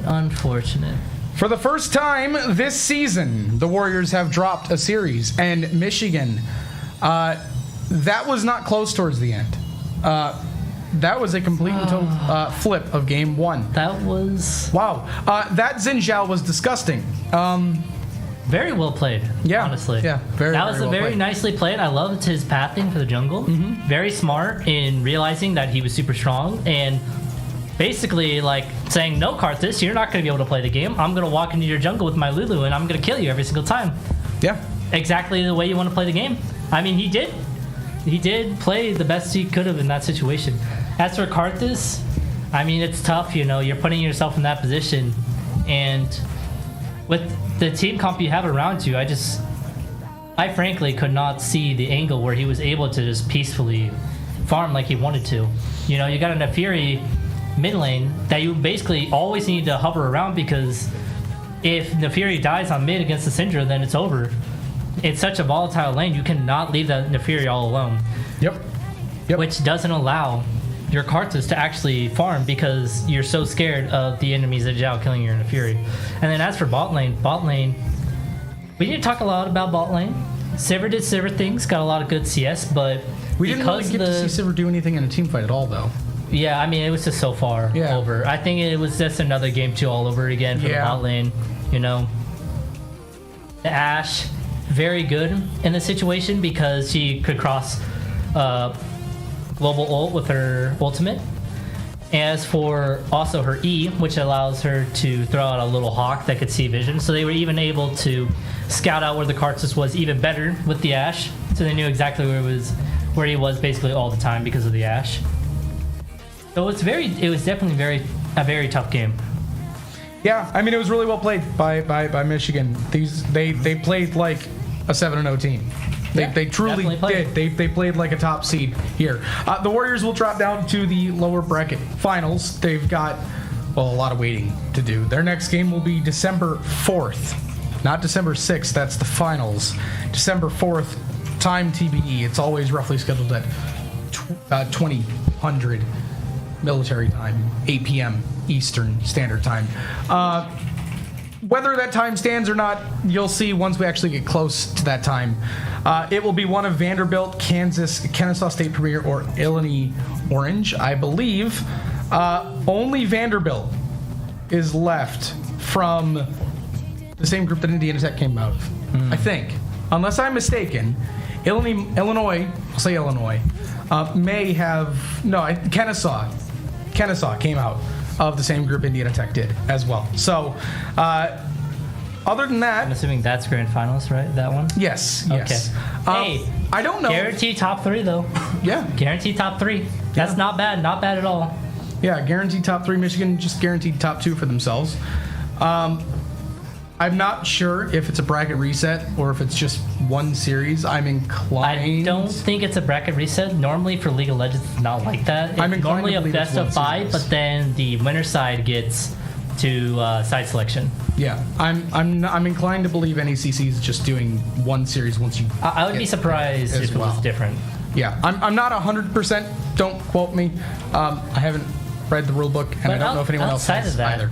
honestly, for our first game, very well played, especially because we were so far down at the start. Very nice rally back, and we were able to pick them off a ton. But then something happened. I don't know if it was like that Michigan started to scout us out more. Maybe their ward placement was better. I couldn't really tell.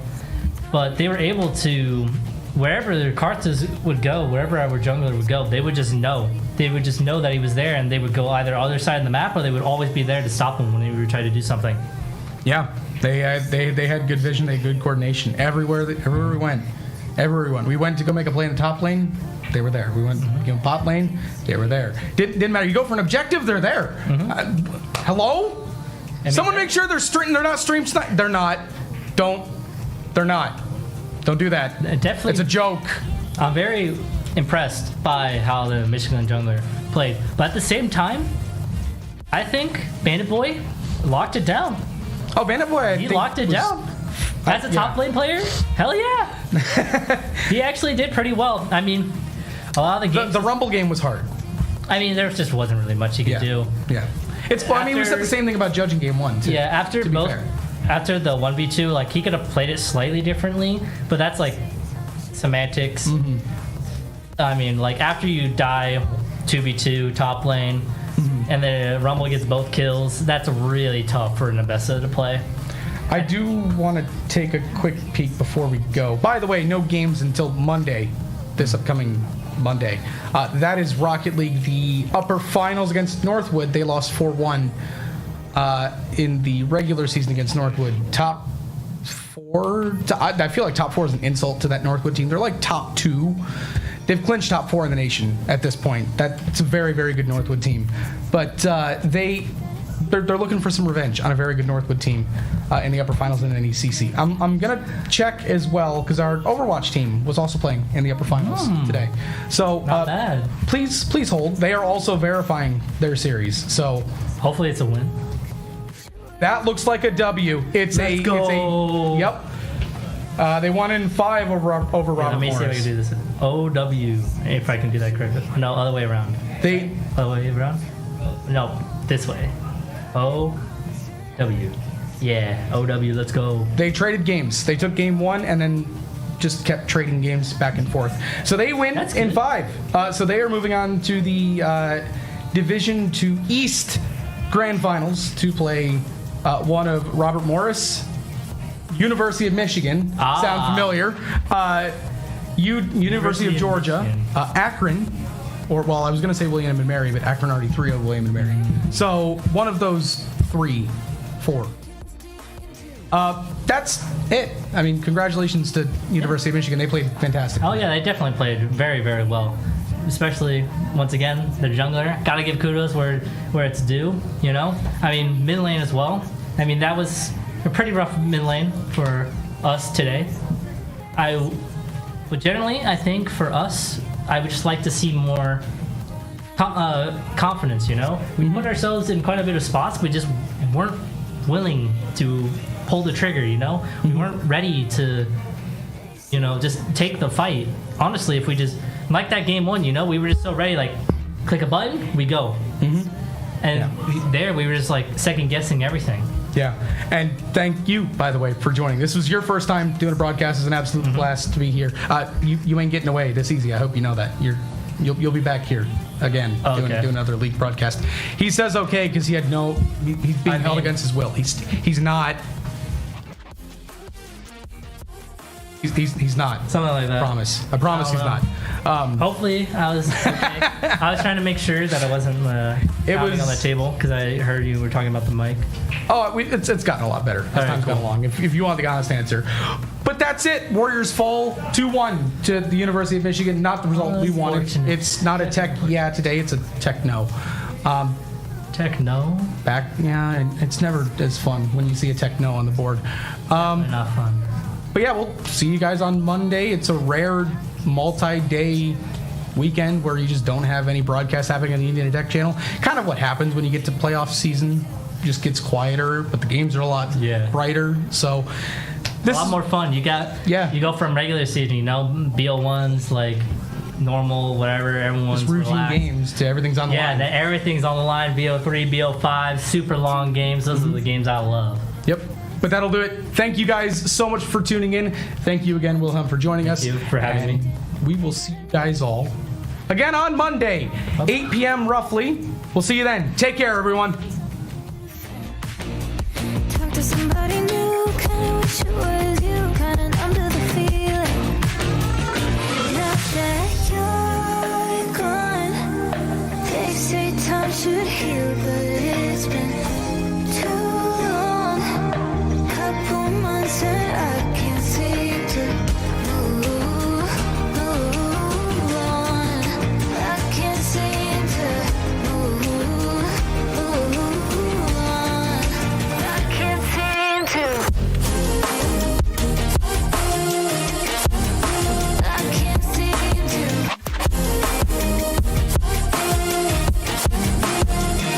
Now that you're gone, I can't seem to. I can't seem to. Laying on my floor, thinking about all the things that we've been through. From 24/7 to pretending like I never met you. No, it's all for the best, cause I know we're a mess every time we're together. Going out of my mind, and I wish I could lie, tell you that it gets better. Now that you're gone, they say time should heal, but it's been too long. Couple months where I can't seem to move on. I can't seem to move on. I can't seem to.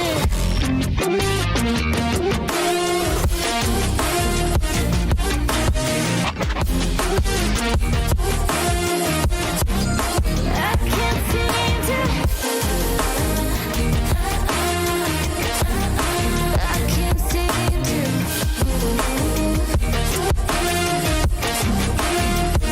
Now that you're gone, they say time should heal, but it's been